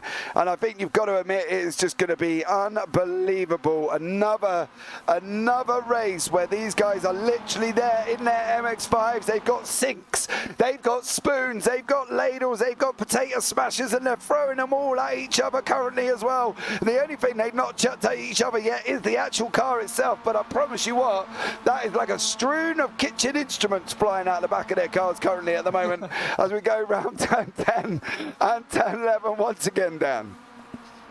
Hopefully no kitchen instruments flying out of the back of Steve Hefford's car, otherwise JamesParfitt is going to have a damaged front end, but it doesn't look like that's going to happen. He has a perfectly streamlined front end that is going to use now. He's going to pull out of the slipstream. We're once again 3 wide into turn 1.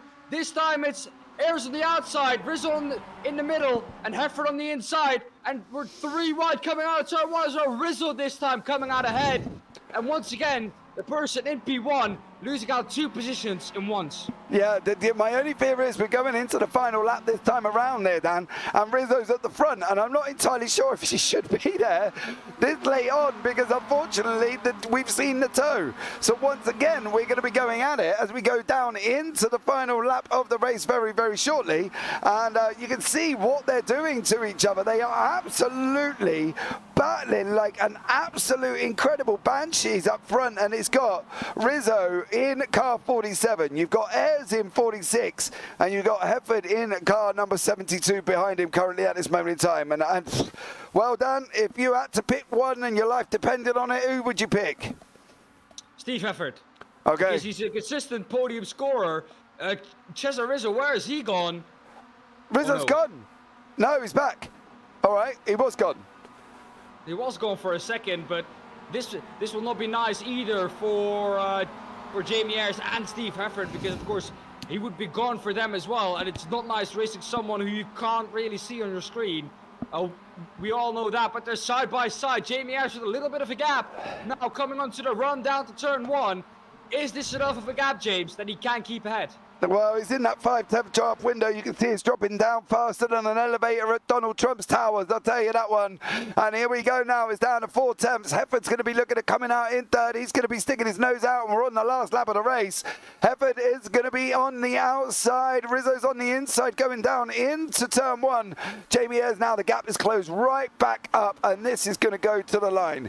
This is going to be an oval style finish of 3 absolute gladiators looking at 7 podiums in a row for Steve Hefford. 7.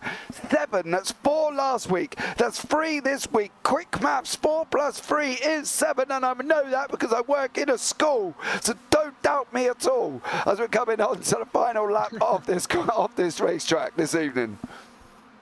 Coming down to the last lap, coming down to the last couple of corners. We're now into turn 4.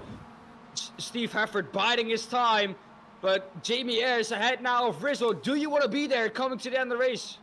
You want to be looking at taking as much of a defensive line if I was Rizzo as possible, but still trying to keep up with Ayres, because trust me, he don't want to be in that finish, in that lead position coming around that last corner. He wants to be the one drafted, and I've got a funny feeling that's kind of what they're battling for at the moment. But if I was Rizzo, not to let Hefford through, I would literally put my car between the two. Oh, Rizzo's gone for it. If you look at the last 2 races, it was 2 times the driver who was ahead when we got onto the run on the last straight, but they're side by side now going into turn 10. Oh, this is going to be oh so close. Jamie Ayres now in the middle. Is this the gap for Jamie Ayres? 2.5 tenths. We've seen it before. Is it going to be enough, James? No, Rizzo's going to get it. Rizzo's going to get this. This is going to be Rizzo's race. They're not going to get him down on that line. I've got a funny feeling it's going to hold it. The gap's coming down. It's coming down. Here we go. Ayres has pulled out to the left-hand side. Rizzo's in the middle. Rizzo got it. Oh, 0.0110 of a second. And Ches Rizzo got it with Ayres in second. Hefford in third place. My God. Oh, I don't know if James. I can't do this again, Dan. 55 thousandths of a second between P1 and P3. This is unbelievable. We've seen it once again. Pete Van Gool coming through in 9th. Greg Jones winning the AM class, but oh, James, this is unbelievably close all the time. I don't know if I can do this a 4th time. Can we? No. But I have to though. Oh my God, there was a incident with Roger Morton. While we wait for the results to come through, we'll show you what happened to Roger here on the final lap of the race. Roger Morton going down into the Repco hairpin, just overcooked it on the entry and away he went. I'm sorry if you feel you've missed any of the action throughout the field. Trust me, you have not. We may have missed this one from Craig Jones. We will have a look back now. David Wall was amazing as that's all he put. It's just amazing. Oh, Craig getting a little bit squirrely, and unfortunately goes off track there and allows everybody through. Well, the results are in, Dan. Take your time. Well, taking my time, I am gonna do. It was even closer than it was shown before. Cesar Rizzo got the win with the closest margin of this evening yet. 3 thousandths of a second ahead of Jamie Ayres. Steve Hefford just 600ths behind that. Unbelievably close once again between the top 3. Steve Hefford with his 7th podium in a row. And Annie Maxwell finishes behind that in P4. Elise Main in P5. P6 is Ralph Cullinan.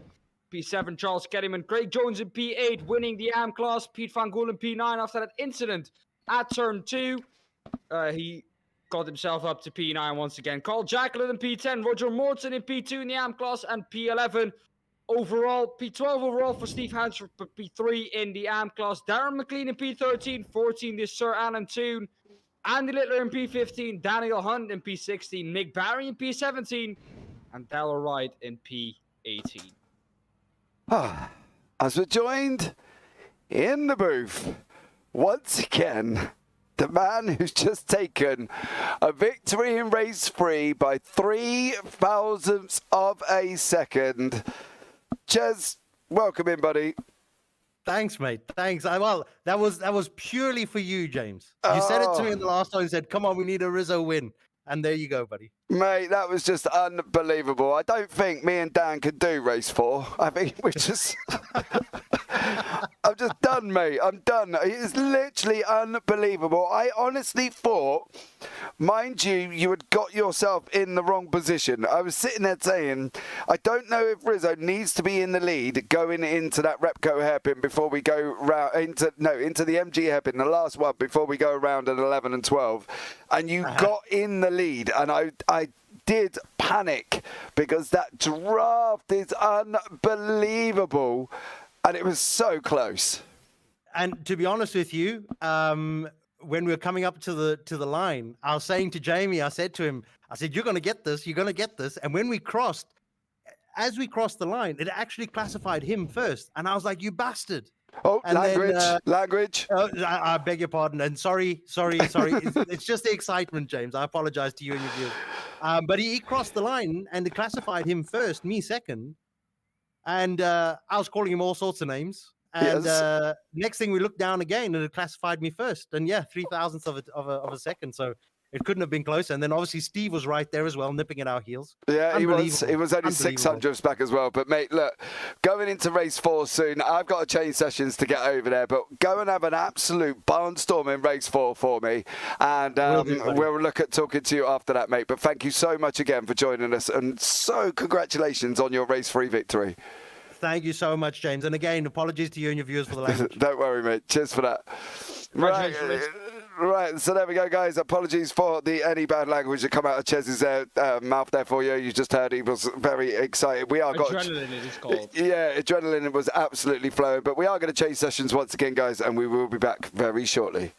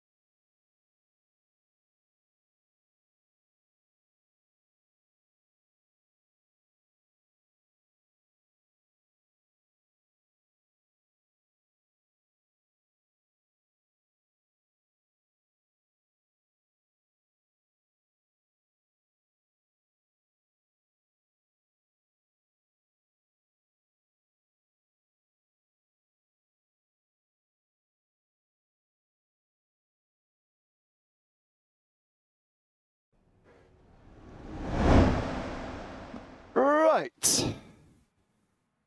We are back again. And I don't know what superlative of words we can use for the racing that we have seen this evening. I really don't. I just don't know, Dan, what we can say about the racing this evening. It's just been unbelievable. Well, amazing. But I can't imagine anything more amazing than the last 3 sessions we've just seen. No. It's. I don't know. I don't know what to say. Me either, man. I'm lost for words.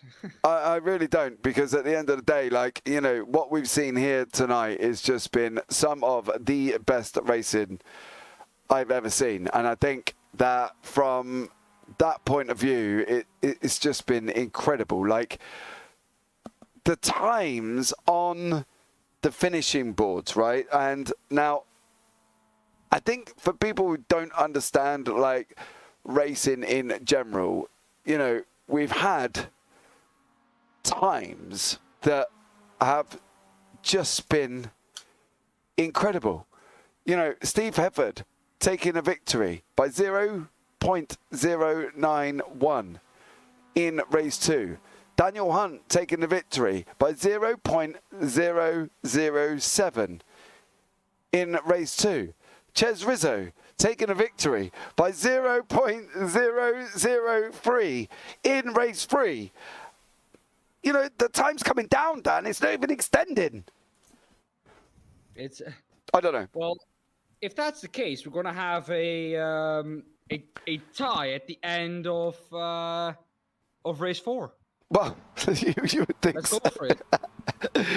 You would think so there, guys, as well. Much love to everybody who's joining us this evening in chat. I am James Parfitt. I'm joined alongside by Dan Pepels here in the booth this evening as well. So if you are here, please hit the like button. Don't forget to subscribe and turn on the bells for notifications there as well. So much love to you all for joining us in this epic evening of racing. I can only just sit there, clap my hands, tell the drivers to take a bow, and just sit back and honestly believe that I've just watched the best ever 3 races in my life in sim racing and in real world racing ever that I've just seen. It's just, nothing comes close. Nothing comes close. No, it's oh man, like I said, lost for words actually to describe what we've seen this evening. If it happens once, okay. If it happens twice, absolutely amazing. But if it happens 3 times that you finish within a tenth of each other, and even the top 3 within basically 600ths of a second, man, that's just amazing. And James and I were talking during the break before. This is just what the UK SimRacers is known for. Not only on this track, but on every track. But on this track, it just absolutely excels because the way this track is formed. Yeah, and I think that's the biggest thing. I think, you know, this track is lending itself to the great racing that we're seeing. And, you know, that's what this has just been known for currently, and this is what we're still going on with, because it's just been incredible, and I just have no words. I literally have no words for this amount of incredible racing. How can you actually describe it? Can you actually in no way possible can? No. Where have you ever seen on one night in just all the 3 races you've had, all drivers finish within a tenth? I've personally never seen it. No, you wouldn't. You wouldn't. But let's get the grid up for race 3, guys. We are going to have a quick speed read through the grid. Steve Hansford this time is in pole. Roger Morton 2nd. Carl Jacklett 3rd. PVG in 4th. Craig Jones 5th. Charles Kellerman 6th. Ralph Cullinan 7th. Release Main 8th. Andy Maxwell 9th. Steve Hefford 10th. Jamie Ayres 11th. Ches Rizzo down in 12th place. Darren Mclean 13th. Silent Toon 14th. Andy Littler 15th. Mick Barry 16th. Darryl Wright in 17th place. Right, the reason we are speed reading is we are on the grid already, and these guys are ready to go this early on. And there is currently Steve Hansford. He will be leading us away. Apologies why his livery doesn't match the car on screen at the moment. I believe there might be an issue within his trading paints. But here we go, guys, again for race 4. Don't go anywhere. Lights are out. And oh, he hasn't gone anywhere. Hansford didn't go anywhere. Oh no! Hansford did not go anywhere. Off the grid.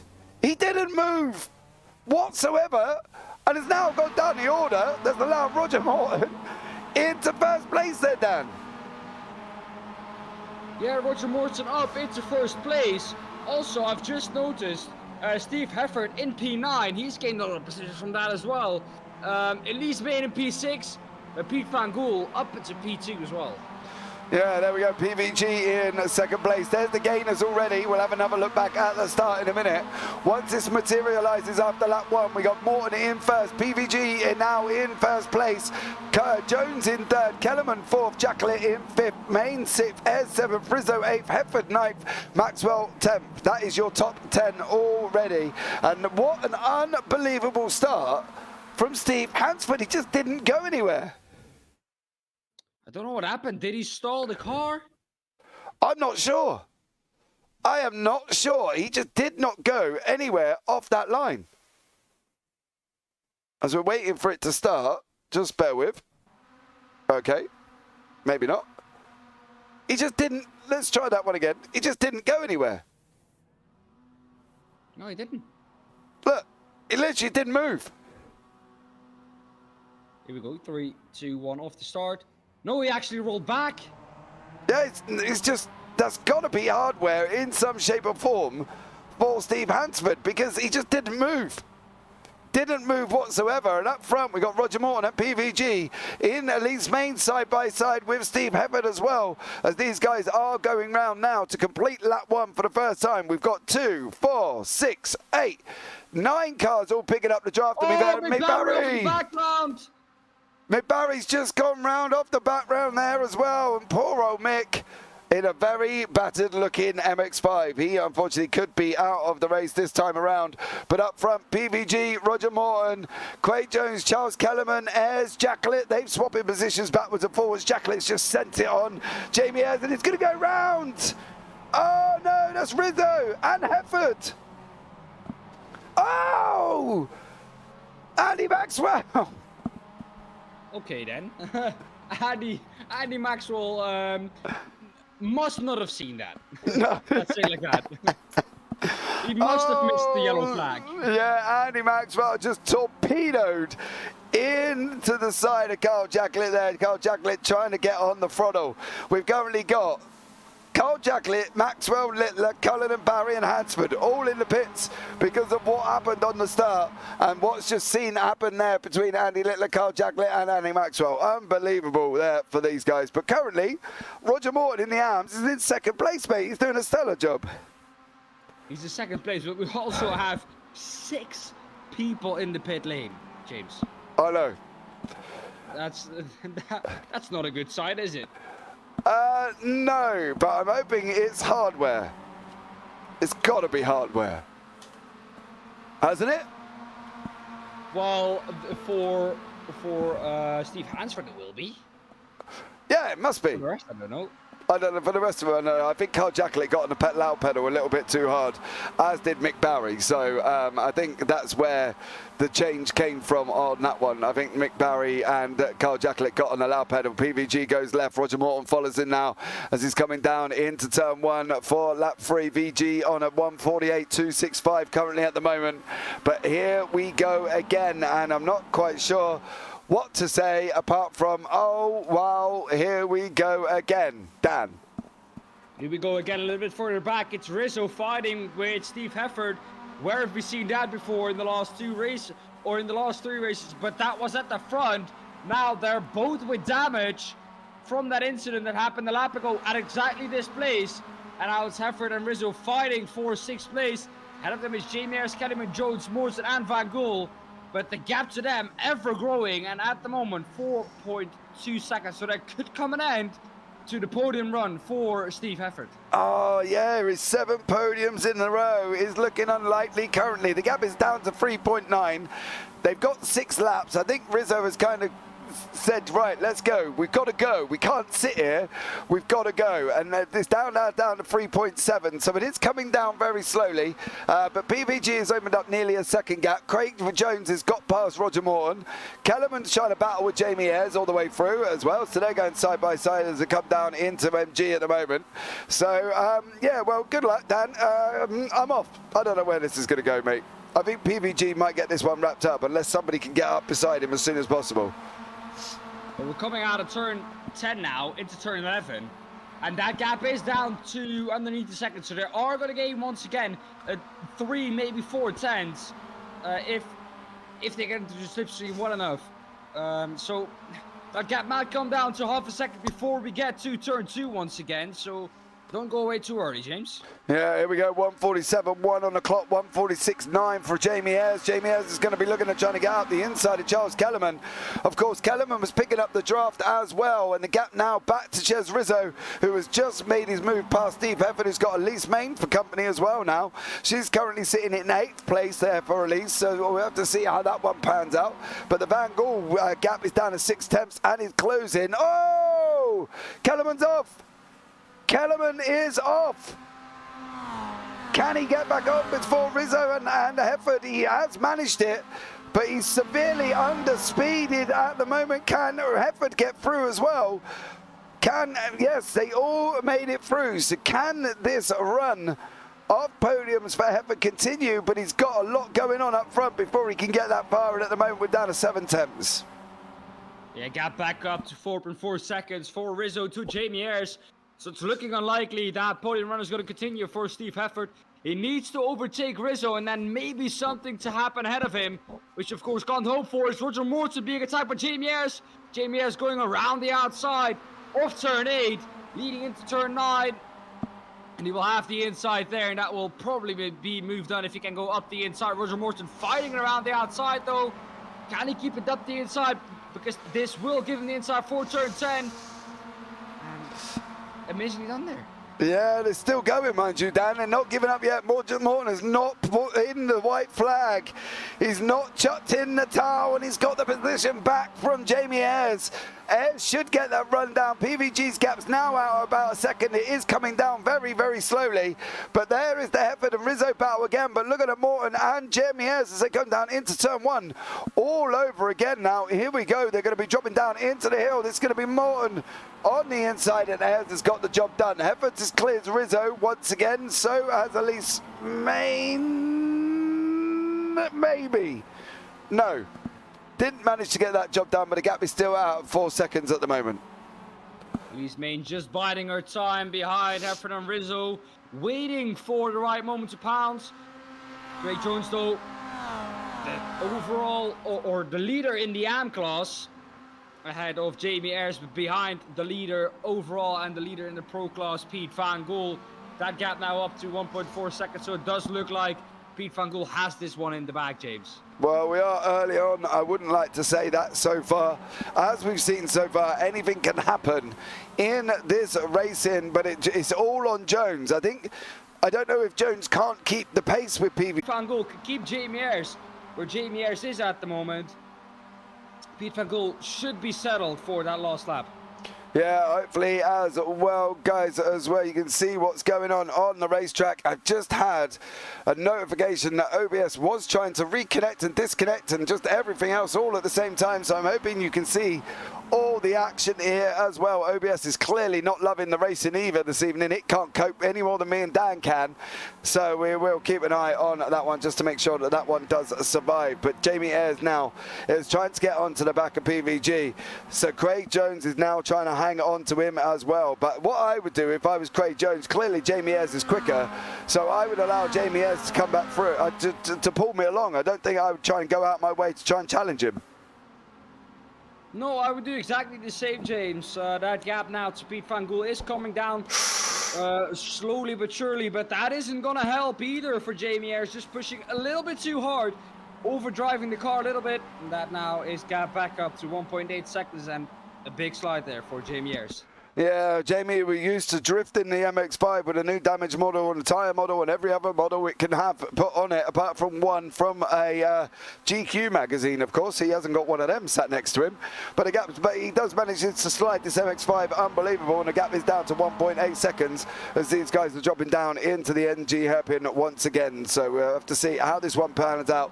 Can Jamie Ayres get this gap down enough? I don't know if he can. PVG is no slouch. 147.4 last time out. Jamie Ayres on a 146.9. So, you know, that's the 10th or so gap.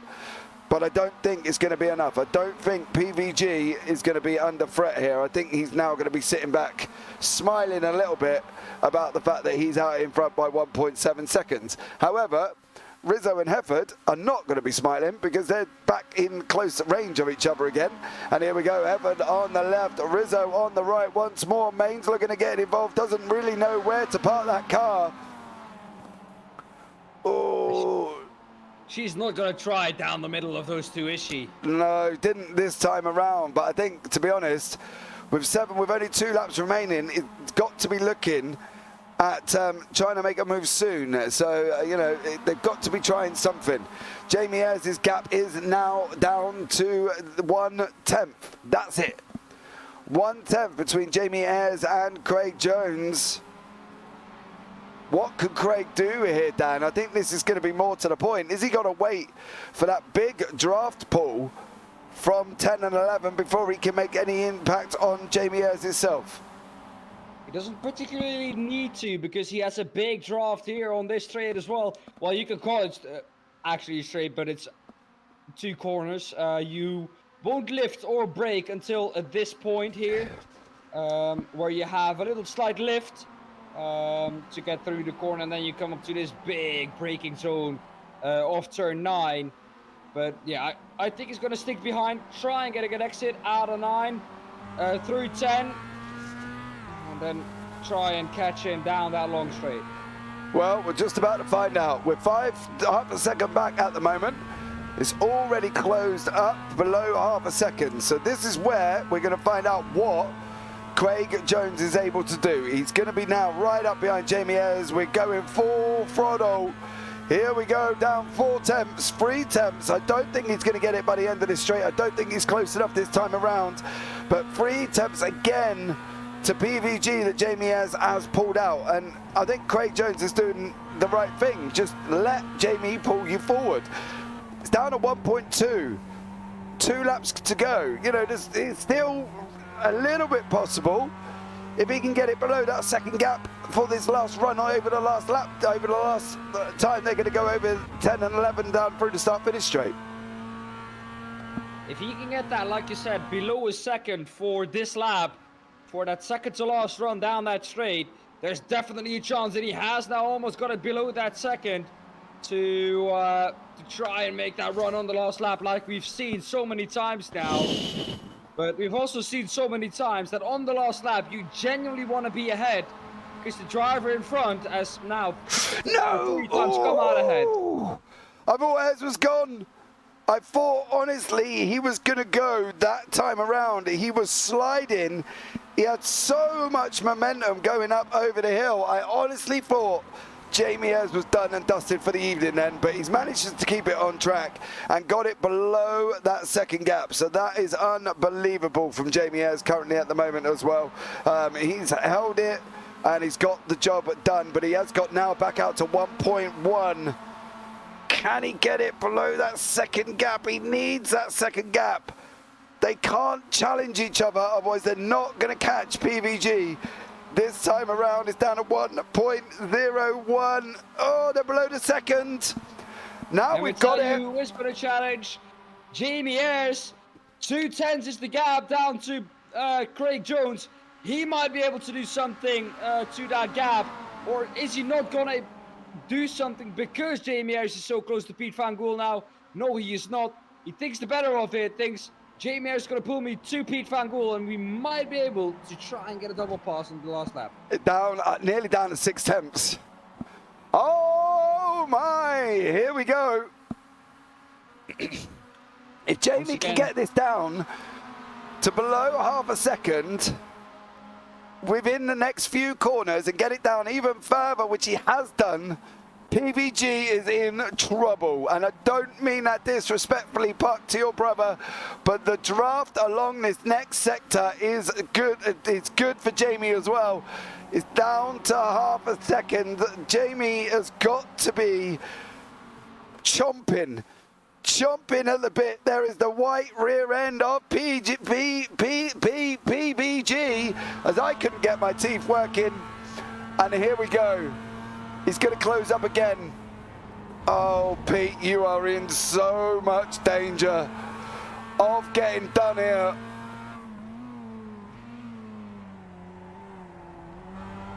Oh. I don't know if he's close enough. I don't think he is. I don't 2.5 think. tenths was genuinely the gap that you needed coming onto the straight, James. Yeah, I don't think we're going to get him. I don't think we're going to get him. I think this is going to be PBG's victory. It is. It's going to be.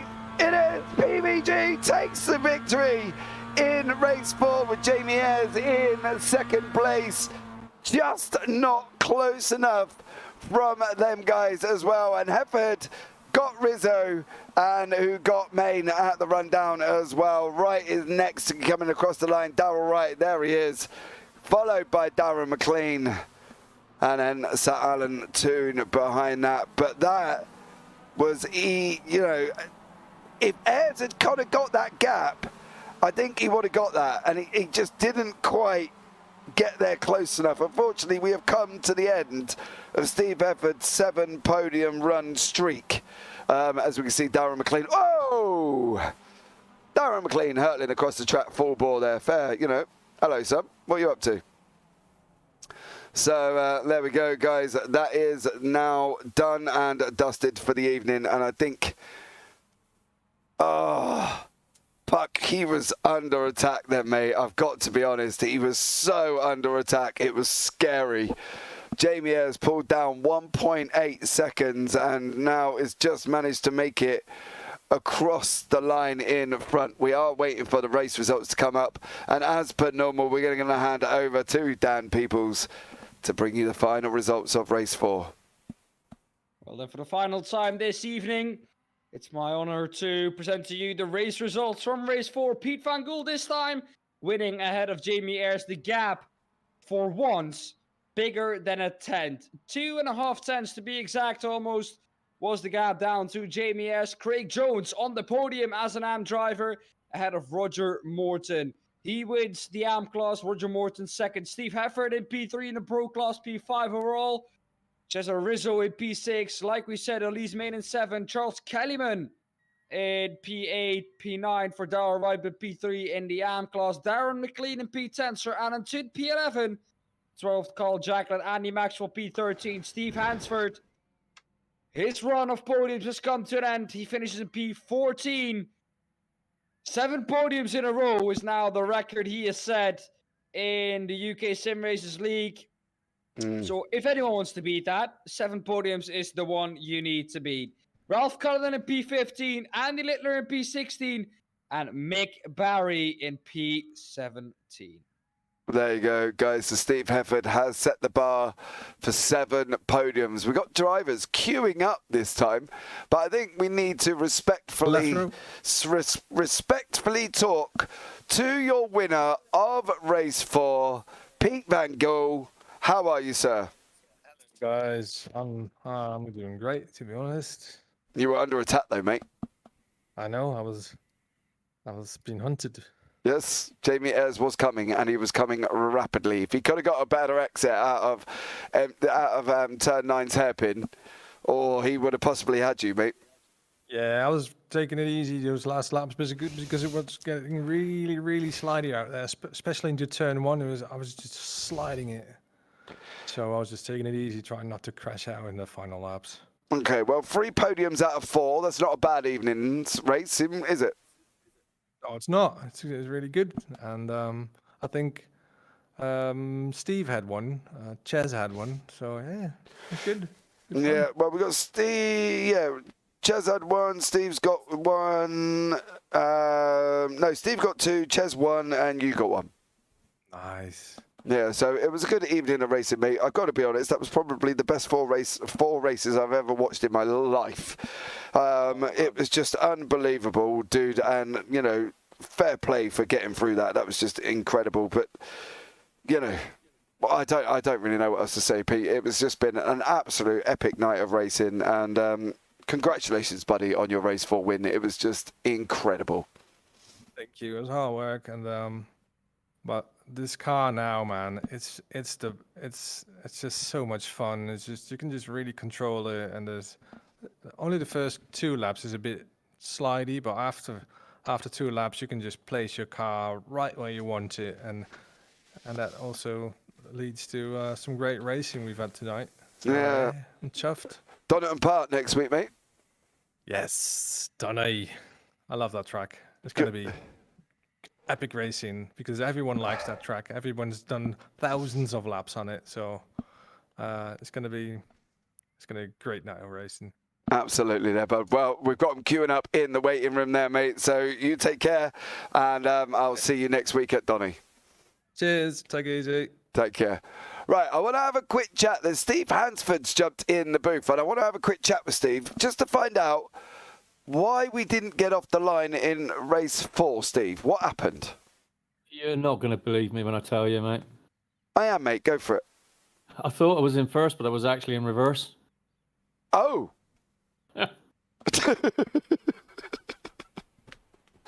Oh, dear.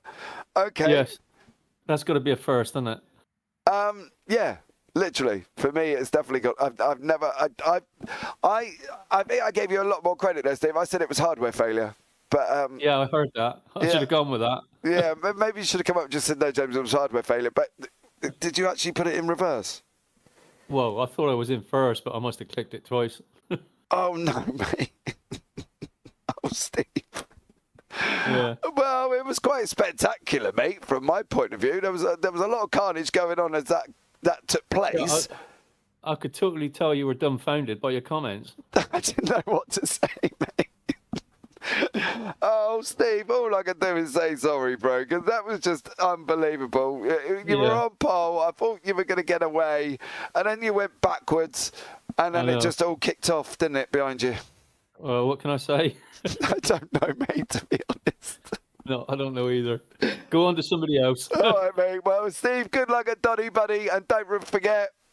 Catch you later, mate. Yeah, first gear to get away, bud. Roger that. Well, the fact he can laugh about it is unbelievable as well. I'm going to put myself into a massive situation now by interviewing two people who together causes chaos in my interview booth, and that is Craig Jones and Ralph Cullinan. Ralph's fault. Oh, don't. I've just heard from Steve Hansford about the fact he put the car into reverse. So we went to go whizzing off the start and he ended up going backwards. Yeah, it was a pity that was, obviously. Yeah, you know. It was a pity happen. for everybody to be involved in it, Ralph, wasn't it? It was a bit of a pity, yeah, I have to say, because, you know, I jinxed it before the race. I said, ooh, 4 points finishes. And then I said, what did I say that for? And, you know, obviously, it didn't happen, did it? Always Ralph's fault. Oh, But yeah, well, you can't blame me. I know. You've got a really easy job commentating on this league because it's just always Ralph's fault. You don't need to say anything else. I here. I think if you watched tonight back, mate, I don't think there was much chance for anything else. There was just unbelievable action this evening all the way through the field. And, you know, from your point of view, though, guys, that's got to be amazing, isn't it? You know, to have that much competition, that much action. You know, Craig, I thought you might have got the victory towards the end of race 4. Started drifting back a little bit, couldn't quite maintain the pace. But look, dude, you know, at the end of the day, that kind of action has just got to be incredible feeling within you. It was, but the trouble I had Lauren Hardy going on in my ear who were watching it from sat in the car next to me, basically. So I was just getting, I wouldn't say words of encouragement. I don't know how to really describe it from my teammates, but it wasn't helpful. Let's put it that way. It's just advice, Craig. Advice. That was all.